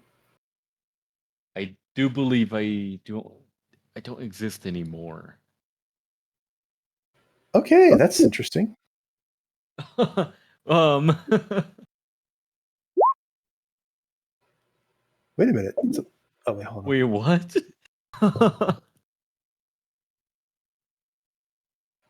Go. Like you can't find it underneath the journal. No. You are there. I see you. I don't feel so good, you guys. It's in your journal, both yours and Observer. Someone Thanos snapped him. Yeah, it's just party resources handouts, miscellaneous. Let me really quickly refresh the page. Sure. Maybe that might be why. Anybody that walks into the room, you're welcome to make a Arcana check. There you go. Simon, you look down at the ground here, and you clearly see a summoning circle, or excuse me, a teleportation circle. Are there any? Is there any indication of like in the work where it's teleporting to, or it's just this is a teleportation circle? It's a teleportation circle. Typically, that means you would know with the 20 that that means this is a destination, not a start to a journey, but like this is where you can teleport to. It looks like he's got a back door for someone to come in. Let me try to help Darren here. Oh, I refreshed second time, and now I see everything. Oh, good. Then I'm going to cancel my changes. I didn't taking everything away. Okay, yeah, no, it's good now. Yeah, so he's got a teleportation circle in his house. This man is all sorts of fancy, y'all. Is Viridian still around? It could be. If you are looking for him, he'll show up within a couple of minutes.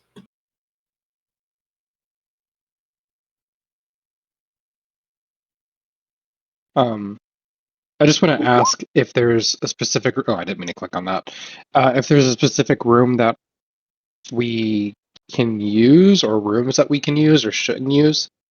Like, are all these rooms up for grabs? He comes up to the third floor and he looks at me. Yes, Master Simon. That's in common. Points to his head a little bit. Right now, Master Ren is the only guest of Master Sills, and he is supposed to be staying here, but he hasn't necessarily claimed any particular space. So, by all means, wherever you wish to stay, you are welcome to. Oh, cool. Okay.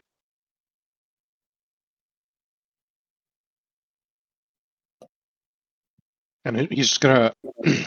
He'll actually run back and be like, he'll say, in his mind, using his like telepathic speech ability.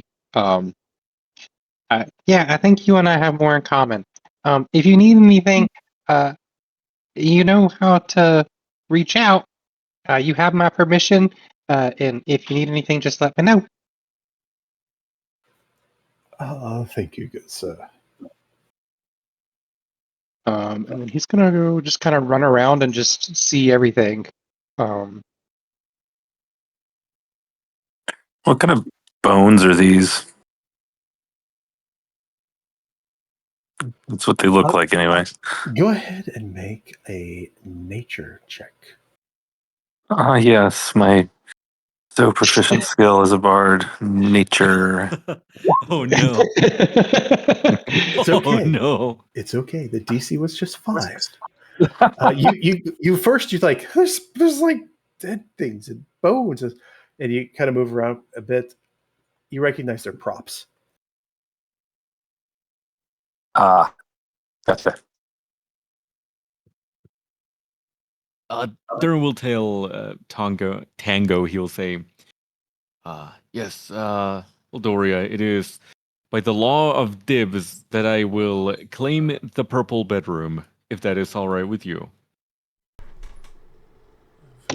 Very royal of you. by all means. I'm sure there's other bedrooms available. We don't need to share. That would be awkward. It would be quite weird, yes.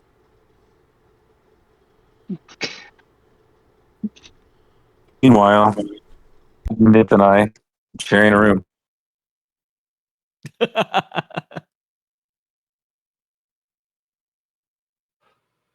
So you guys, You know, the one with 4 beds. Yeah. Simon's gonna take the take one of the beds in there against the wall. you guys explore this very large house that's partial house, partial theater for some time. Eventually,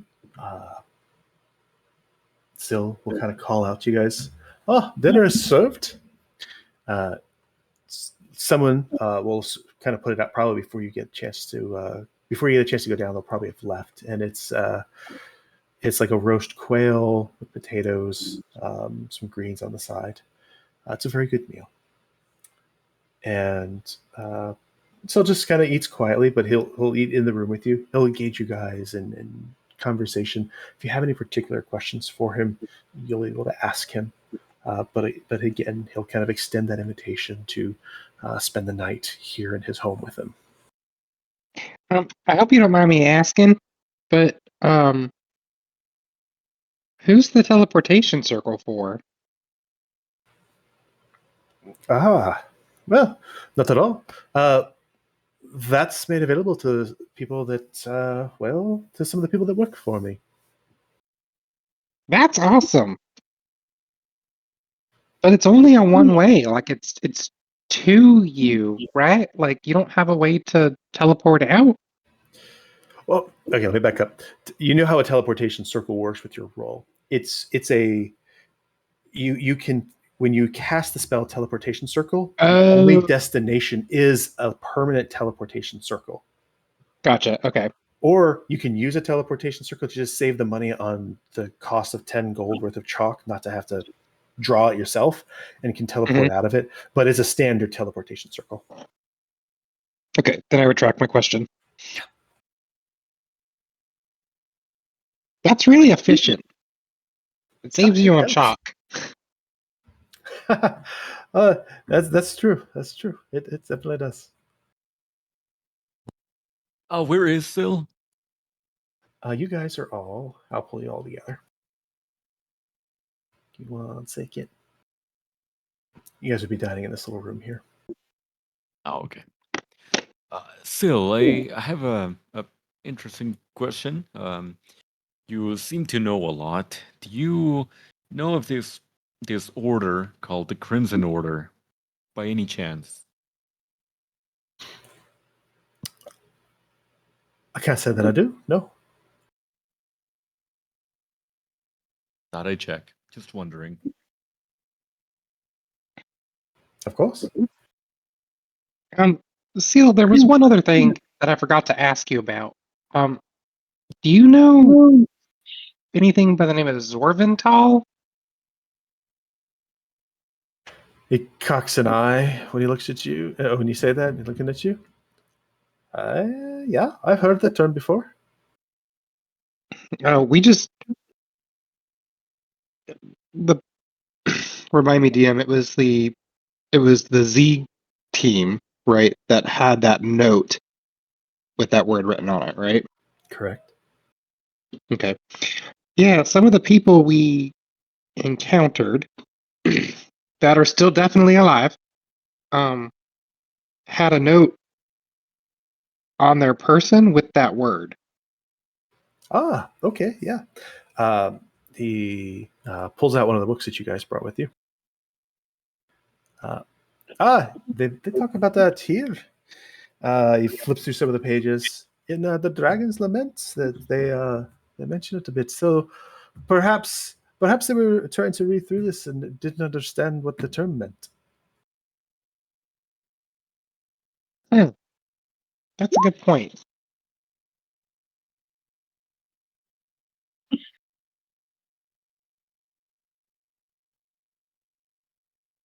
Well, I appreciate y'all joining me for supper. It's nice to not eat by myself. Big house and all. So I'm going to retire for the evening. Again, you are welcome. Pick any room that you like. Sleep in the same room. Sleep in your own rooms, whatever you like. But enjoy yourselves. And we will speak in the morning. Thank you so much, sir. Evening comes. You all pick your rooms, whether it's together, single rooms, wherever you'd like to be. There's really, nothing's preventing you from going in anywhere. If you follow Syl at some point, you will see that he goes into a room in the upper right corner on the second floor, and he goes in there. He doesn't even lock the door behind him, but it is locked at first. So if somebody wanted to follow him in or knock at his door and speak to him, you're more than welcome to. But he does retire to that room for the evening. Does anybody wish to do anything besides simply sleep in a nice, comfortable bed?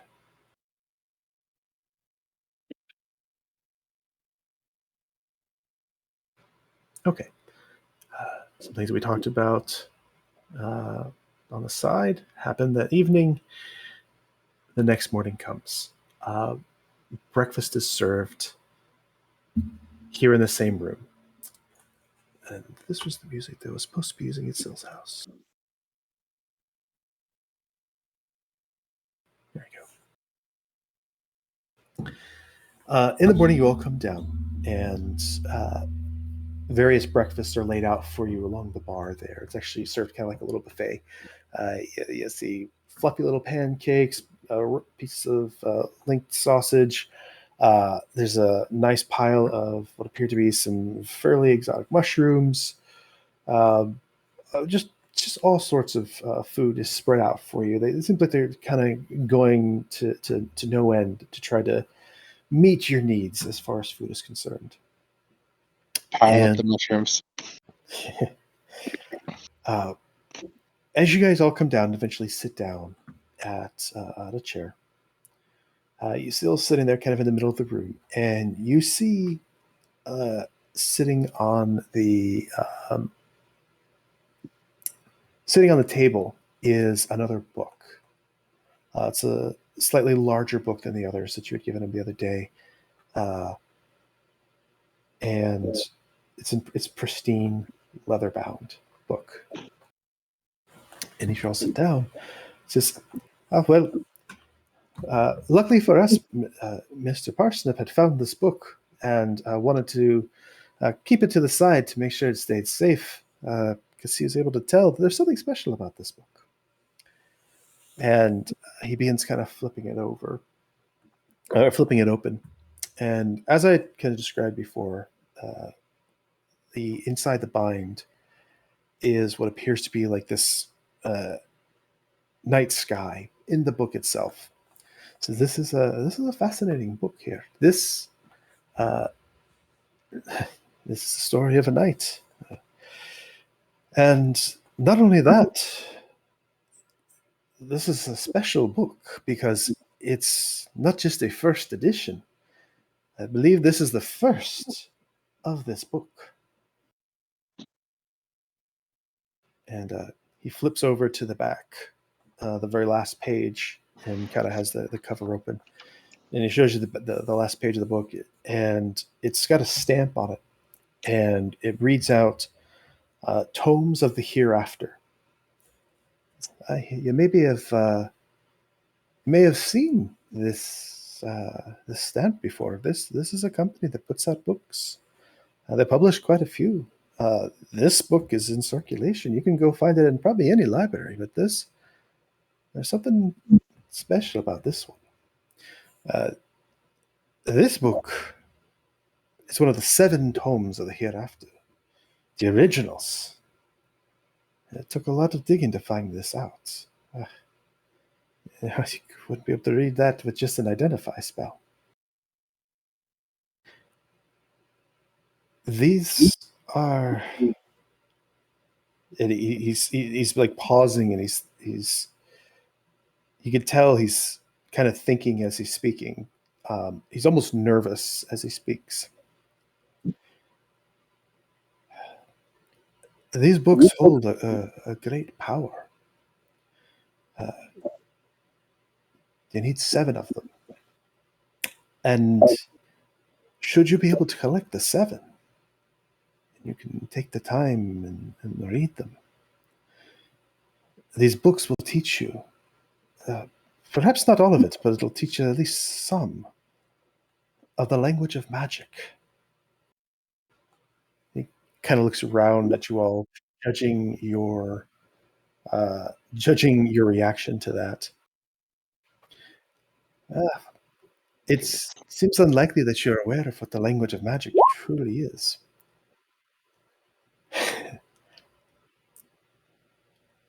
He looks over at Simon. He kind of zeroes in on him. Looks at Phalar. Looks at Silas.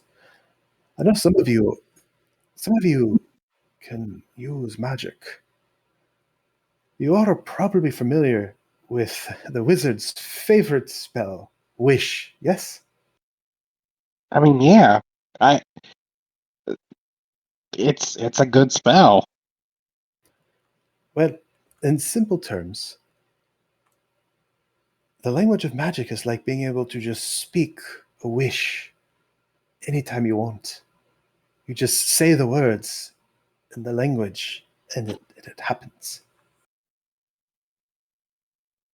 That's potentially dangerous because Absolutely. we say things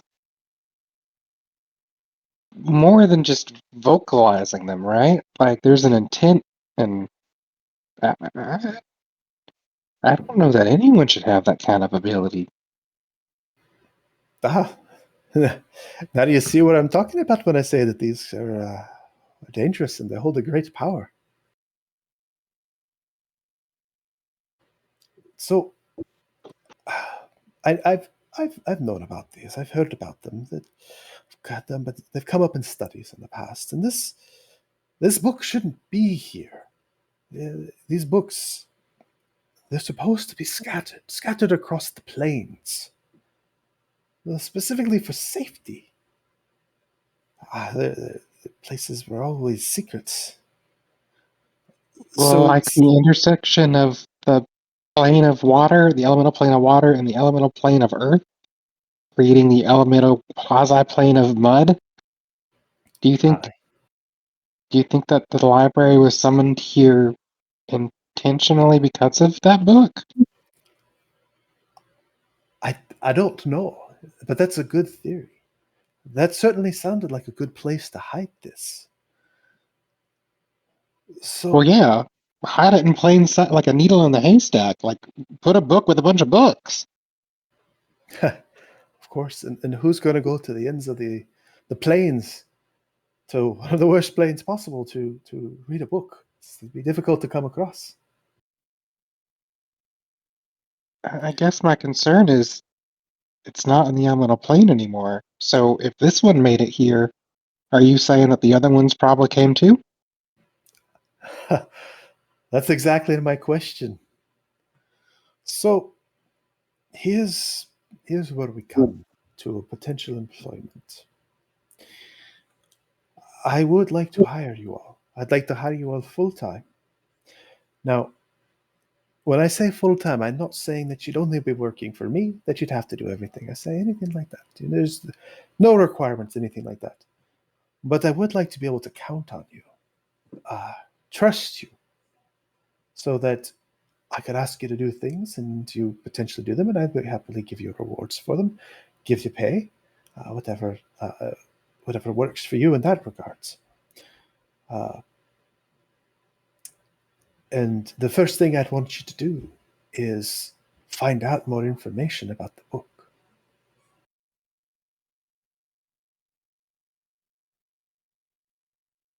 I mean, just this one or all of them? Well, it could be information just about this one. It could be all of them. I have a plan for that. But we'd have to move forward with discussing actual employment before that happens.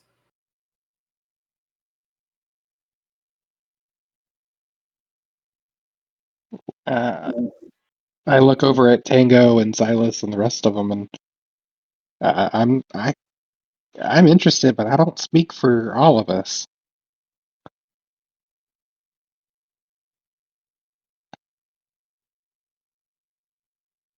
He looks around the room just to kind of judge everyone's reaction to what he's saying.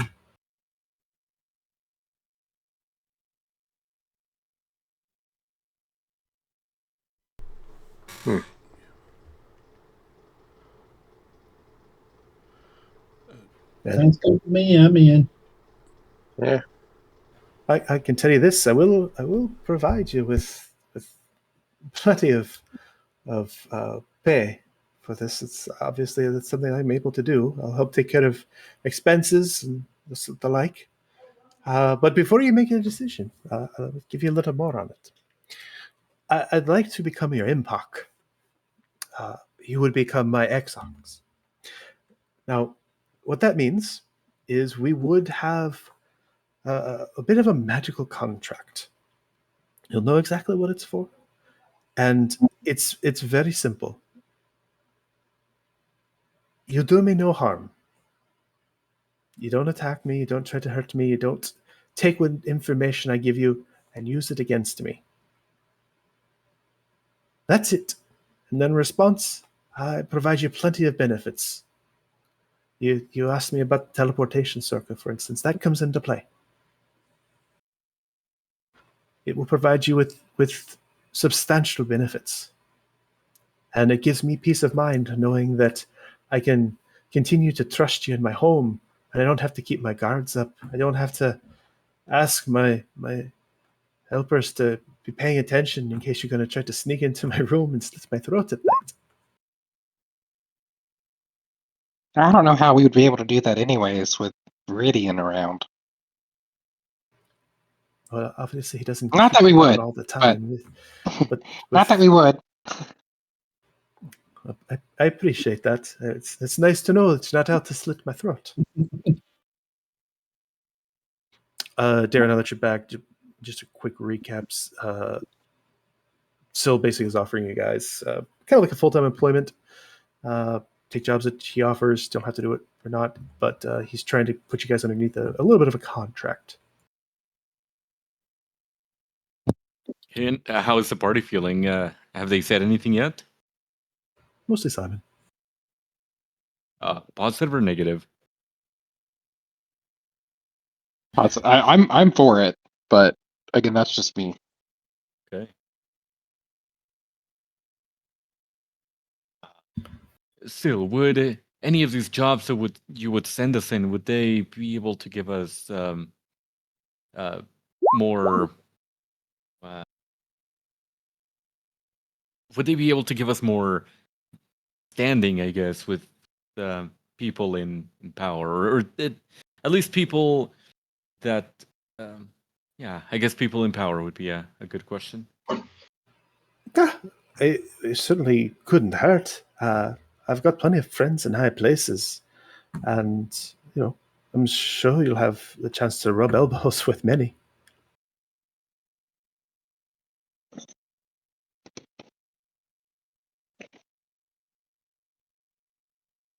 I think I agree with you. I don't think it would be a bad idea.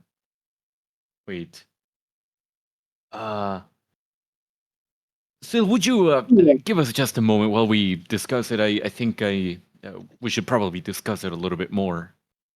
Of course. Here, I'll head on out. Viridian and I will we'll step away. You go ahead and talk amongst yourselves.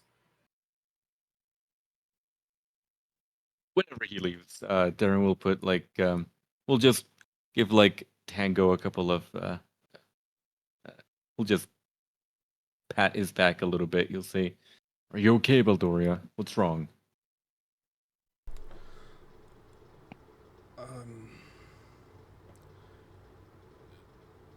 This seems important.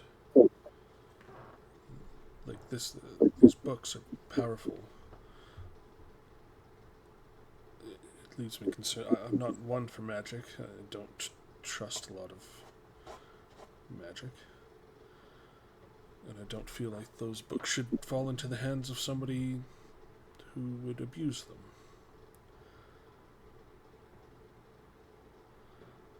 but Well, I don't know if he already has. is the right one. He already has one, and he seems genuine. He does. He does. My other Um, concern is I don't see how this really aligns with some of my goals and some of the other tasks and objectives we've been assigned already. well, I think the reagent hunting for like the honey and the ice, like that's just a if we run across it, keep an eye out kind of thing. I don't think that we were intentionally sent out specifically to look for it, right? It was more of a hey, while you're out doing your thing, if you run into this, pick it up for us kind of thing. Right. And we're gonna be going to possibly I mean, like, that library was awesome. But my concern, even if Syl isn't the right person necessarily, my concern is that more of these books are gonna make it to our plane and start showing up. And we were lucky that we were able to get this one, right? I mean, like, don't get me wrong, there was skill involved, but we could have easily lost that book to whoever that group is. And it seems like there are people already kind of looking for these objects, maybe? I don't know. No, you make a great point, Simon. Yeah, I can and try. Oh, go ahead. I'm so sorry. No, sorry, I was just gonna say that I do agree with Baldoria here. I don't believe anyone should have that kind of power. Um, but I also know that if we don't do it, he'll find someone else who will. Well, not only that, but like, luckily, I mean, Tango, you were with me at the tower or the spire.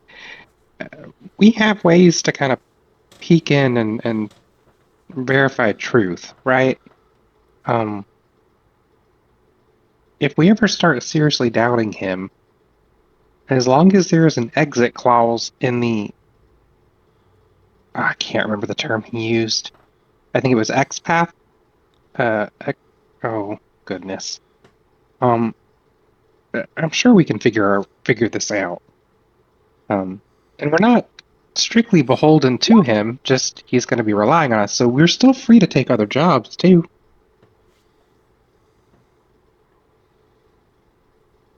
True.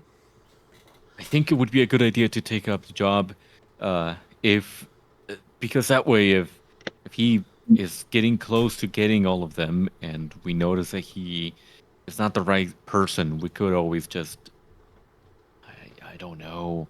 He'll whisper Well, like when he says we could deal with him. well, not really. If we're under that magical contract, we'd have to figure that piece out. But again, he does seem, so far, his words matched his actions. He's done what he said he was going to do. He has been a very charismatic host, indeed. Very good at showing what he wants to show. Fair, but he also really hasn't given me any specific reason to doubt him. He seems to know what he is doing, for sure.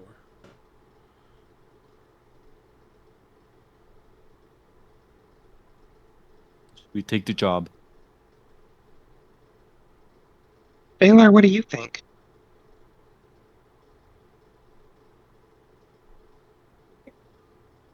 I think I think we do it. We're in for adventure, and seems like a good option. And Parsnip, what about you? Me? I mean, you were the one that found the first book in the first place. If anyone has a say, I think it definitely should be you.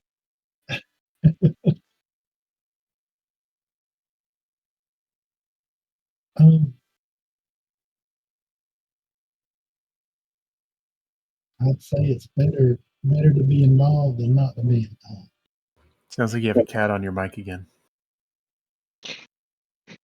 I do. I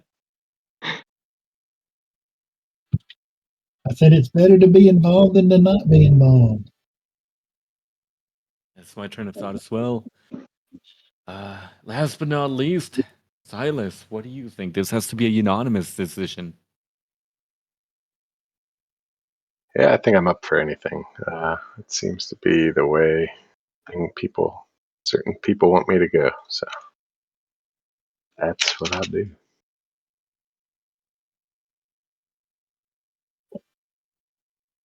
All right then. Alrighty. Looks like we're good to go. Well, I wonder before we sign any of this contract, he said his stipulation is to not harm him in any way or use any information we gather against him. I think we see if we can't press that back in the same direction. Should we decide to good keep idea. some of these books for ourselves to keep them, spread out and maybe less lethal? It might be helpful too to see maybe the place where he's planning on storing them and checking the level of security or just the things that he's got in place to help shield and protect those books. Because just because we're pulling them all in one place, that just makes him a bigger target, right? Like if someone Right. finds out that he has the books, even just one of them, it's already going to be pretty intense. I think he's already prepared for that. I think you're right. I mean, he might be prepared for it, but it would be a load off my mind if I could just kind of get an insight as to what he's going to be doing to protect them, right? Like, I don't want to have to. The thing that I would hate the most is for us to do all this work, put our lives on the line potentially, right? Only to have someone come in and take all of them, and then we just did someone else's job for them. We could also ask him to put in the contract. Maybe the books won't be used unless all of us agree. I don't know if he would agree with it, but we should at least try. I agree. I'm very curious what his intent is with the collection. That is a good point.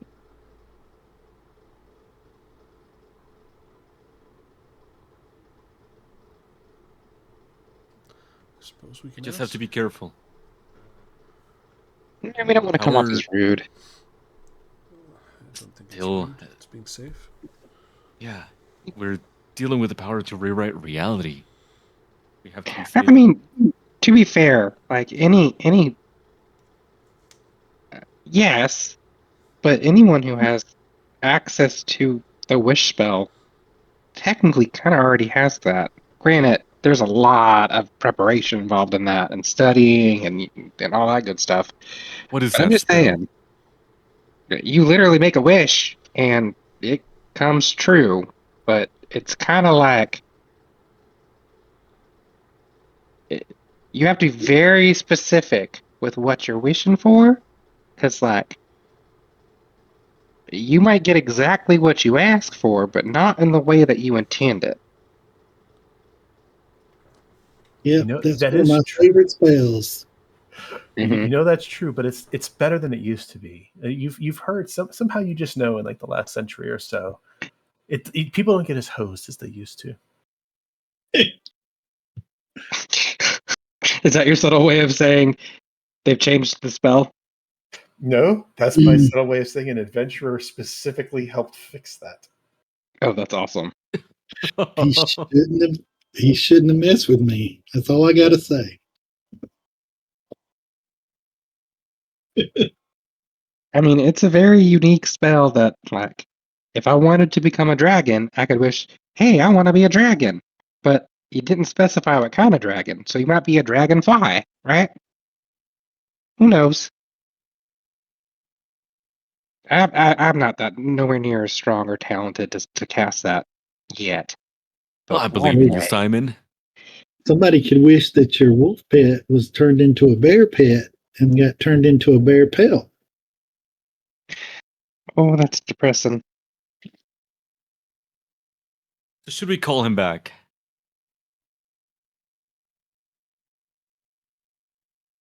Yeah, I mean, I think we're of agreement.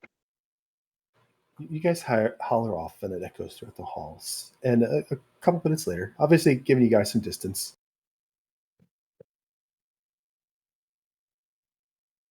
Syl comes into the room. Viridian follows, and this time kind of stands in the corner. Well, do you guys have more questions for me, or anything else that I'd like to do that I can do to convince you?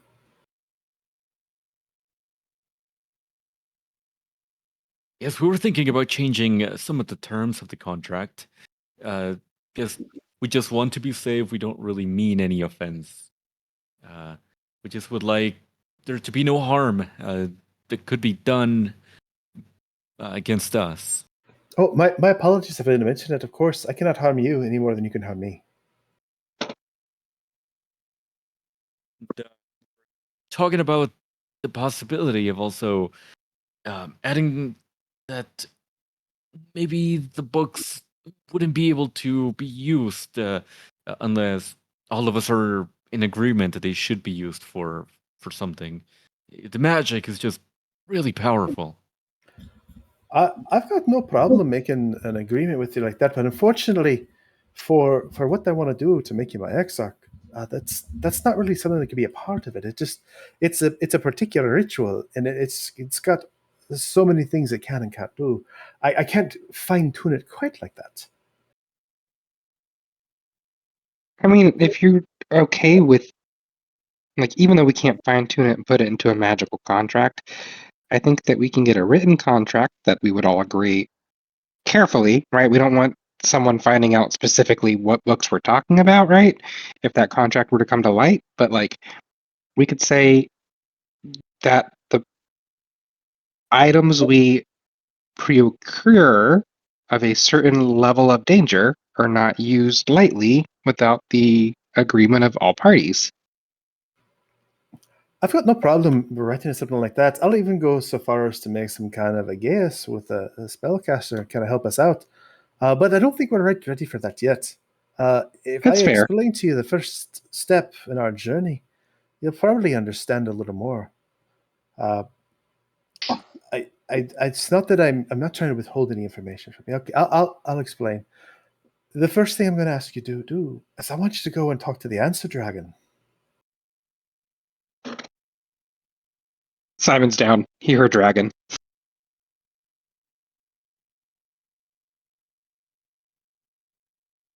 The what dragon?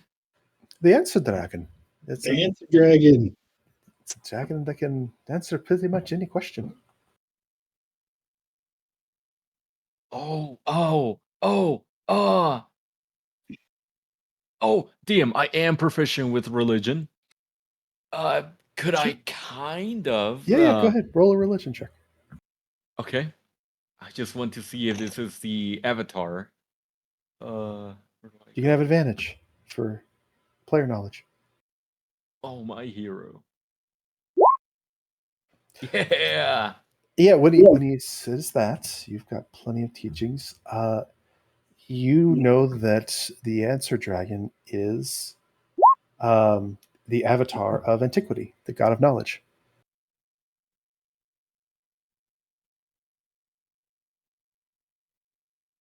Where do we find this dragon?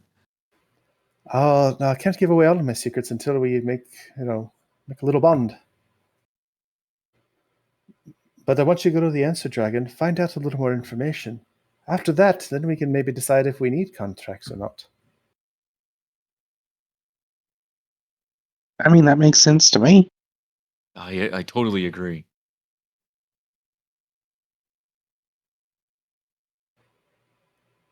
All right, then. If everyone's agreed, we can go ahead and begin the ritual. It'll take about an hour. It's very simple. We can do it right here in this very room. Viridian, if you would, please. Viridian goes up to the counter.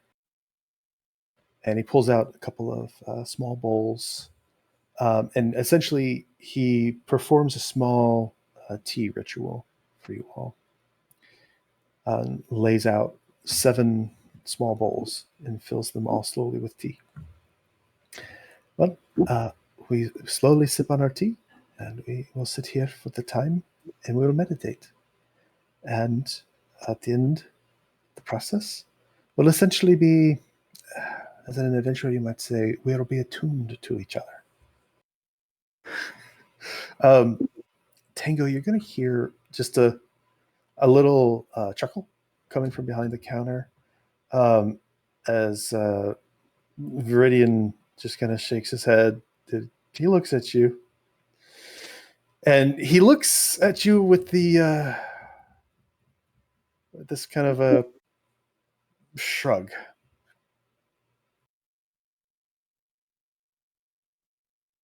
And he pauses for a second to see how you respond.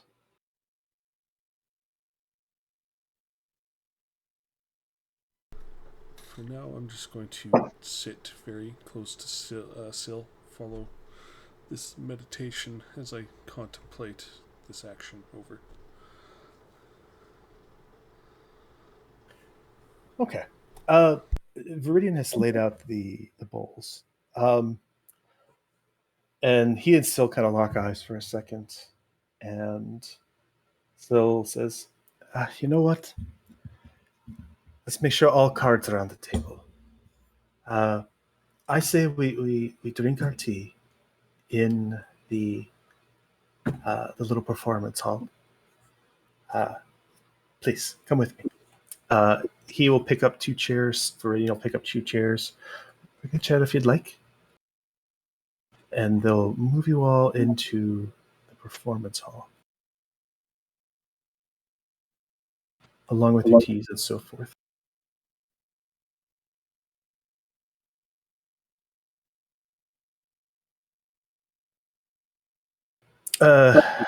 Syl says, all right, let's put everything out on the table, like I said. He'll step over to Viridian, and he'll hand him his bowl. And he'll take a couple steps back. He puts his head down for just a moment and kind of lowers himself and then begins to almost like stand as if he's rising. And you believe that he starts to stretch for just a moment.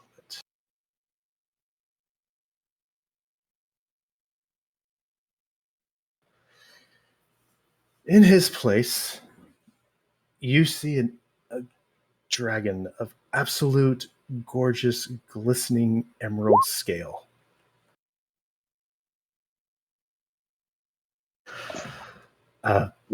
He looks towards you all and says, no, not the answer dragon.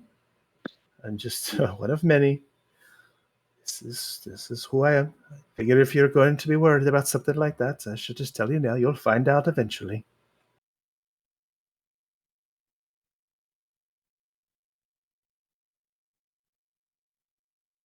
Simon is speechless.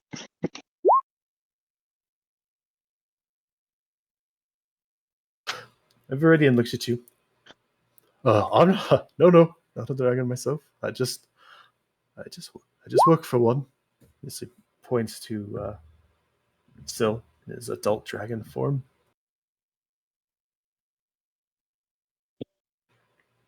Yeah, there we go. Now you have it.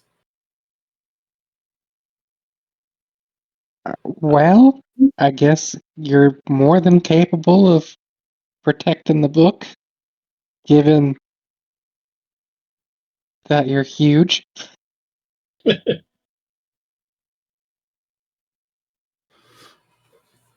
Well, I'd probably put the book in Eternal Holdings or something like that for now, just to keep it safe. You would know Eternal Holdings is like a really well known high end bank.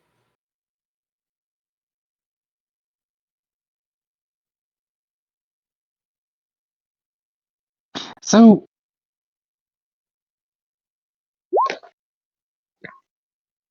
that's a dragon.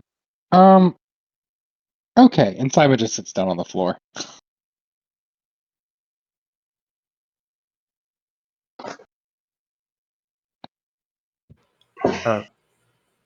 They look at you all, and they can kind of see there's some discomfort in the room. I'm sorry, I didn't want to surprise you. I wasn't planning to tell you, but I could tell you. Wanted to make sure, and I don't want you to come to me later and feel that I surprised you in some way. I have in no way ever been dishonest with you. I don't typically show off that I am a dragon. I try to keep it under wraps. Very few know. And I believe I'm taking a bit of a risk in asking you all not to mention this to anyone prior to us performing our little rituals to make sure that you're not going to harm me. So I don't know that we can. Don't get me wrong. Again, I don't think any of us had that thought. I did. Simon just. I did. Oh.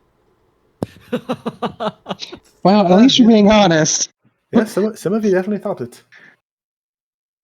Okay. Well, that's fair. I guess Viridian would know. Wait, can you also read thoughts? So you would recognize that emerald dragons are psychic dragons. They are like the epitome of a scion. Oh, so you probably registered when we first met that I was peeking in your thoughts to make sure that you weren't lying to us. I'm sorry, that was kind of a gross invasion of your privacy, but to be fair, I didn't know who you were. I think this also means our private conversations weren't really all that private. Well, I did walk away when you guys asked me to, and I was not listening to any thoughts at the time. I can tune it out. And Faridi and I, we did. We wanted to give you your privacy. Again, I have no reason to lie to you, to be deceitful in any way. I want you to be able to trust me.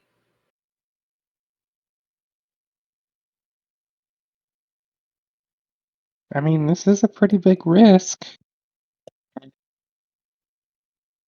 Still, I think we should go through with the ritual. Oh, most definitely. I need something to drink after that shit. I mean, shock. Can we add like a shot of whiskey to this? Will that disrupt the ritual? If you'd like, Viridian, perhaps you could get them some whiskey first if they want it. But it is just part. Just the tea is part of the ritual. Whenever we develop our own rituals for this, we get to kind of attune it to ourselves. This is the one that I have done. I've had it for many years. It's calming and peaceful. I'm afraid it doesn't have the alcohol. How old are you again? Oh, now, it's not really polite to ask one their age, but I mean, I've been fair. around for centuries. Okay. Oh my god.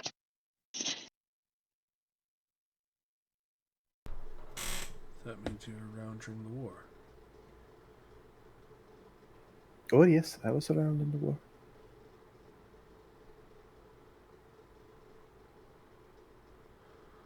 Wow.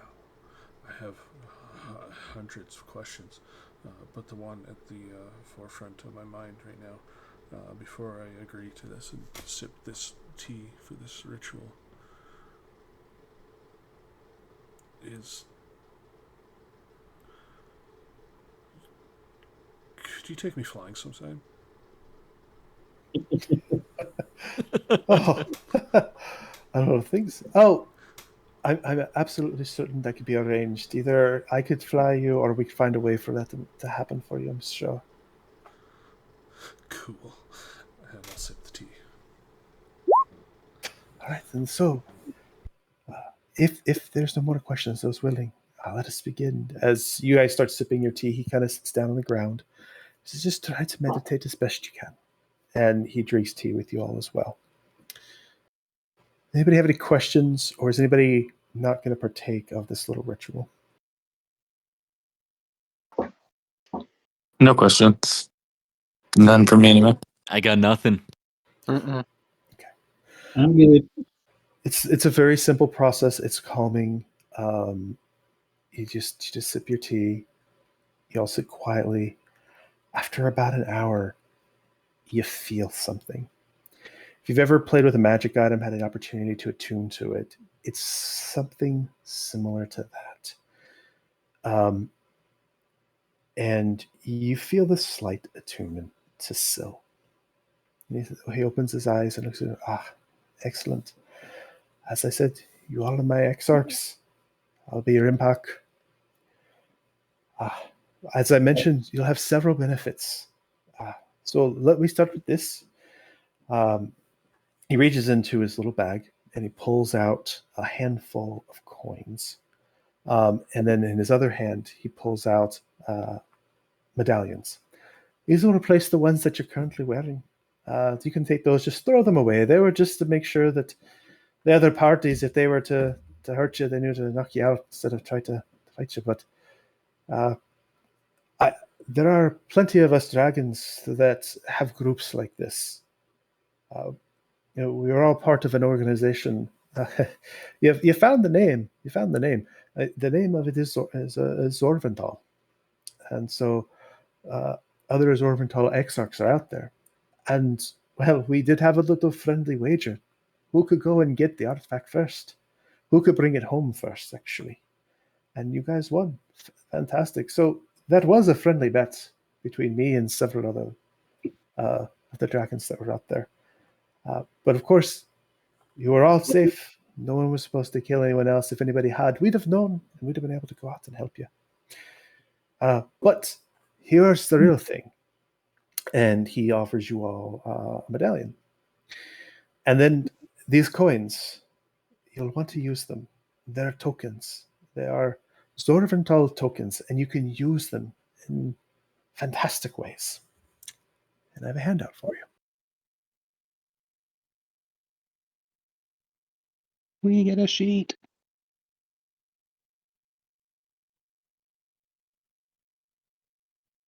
Heck yeah.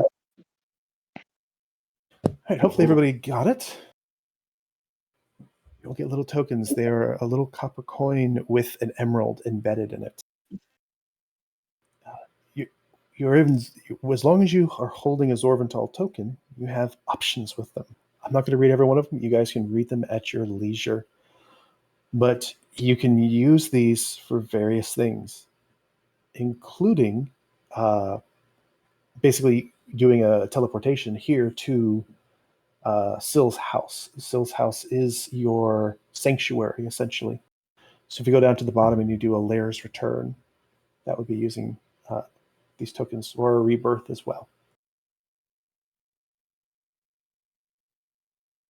So feel free to read what your tokens can do for you. As he's handing them out, he starts to hand one to Phalar, and he kind of pulls his hand back and waits for a second. Says, "I guess it's okay if you have two." He hands you one. This is what you pulled off of not Dylan, the guy. Would you pickpocketed him? This is what you grabbed. That's awesome. I mean, I wouldn't call it pickpocketing, but freedom fighter and all that. You also happen to see this. You've seen these tokens. Whoa.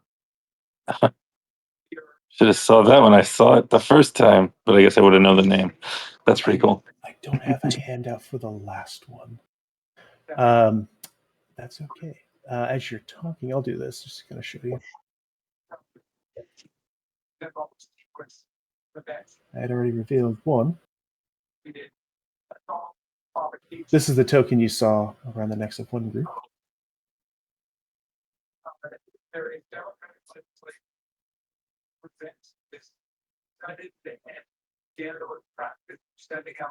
So you've got a couple of tokens sitting on your little desktop now.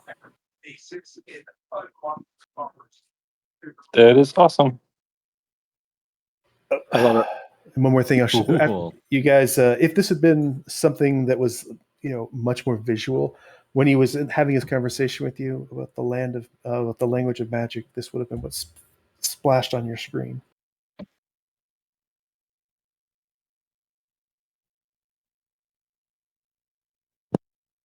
Oh, I feel like we just got out of the prologue. right. Where's the Is there a way to Right, is there a the way to credits roll. add? Sorry, is there a way to add the token to our inventory, or do you just leave it in the party resources? You can. Well, I put it it's in the handouts for now, but your individual tokens, I would just add them as an item on your sheet. But you have access to read what they can do at any time. I don't have like an item that you can drag over into it. Gotcha. What we can talk more about the plan, but the first step is going to be to speak with the answer dragon. I'll be sending you there with funds to ask him a question or two. But we can talk about that more next session. I'm curious about those two we passed on the way here into his mansion. Yes, congratulations, guys. You made it out of the prologue, and the whole world's about to open up to you. Bet those were the Woohoo! other So dragons. cool. Oh my god. Okay. Could be. Could be. Um. Awesome. Cool. All right. All right, guys. Well, thank you much. I hope that was fun for you, getting the gist of what this campaign is about. We'll pick up there next week with plans to head off to see the Answer Dragon. Hell yeah. I also need to go Nice. shopping because I picked up some spells that require some stuff. Oh, yeah, you guys will. Like I said, you're out of the prologue at this point. As we go through this campaign, you guys can fast track every single main plot if you want to, or you can hit up all the side quests you want. You can we can delve into your character stories or not. It's all there. I've got like the core plan. I've got plans for backstories, but at this point, it's all up to you guys. Whatever you end up wanting to do, I'll do my best to lead you in certain directions, but you can do what you want. But yeah, you really are at this point. No rush. You're not hurried along. You guys will be able to go and do whatever you want. Awesome. Okay. Sweet. Cool. Thank you. Yeah, definitely. Thank you. All right. Well, thanks for running. It was awesome. Yeah, seriously. Yep. Well, I had fun. Hope you guys enjoyed, and Yeah. I will talk to you all next week. Talk to y'all later, Sounds guys. Good. Yeah. Have a good See night. you guys later. Bye. Bye. Folst.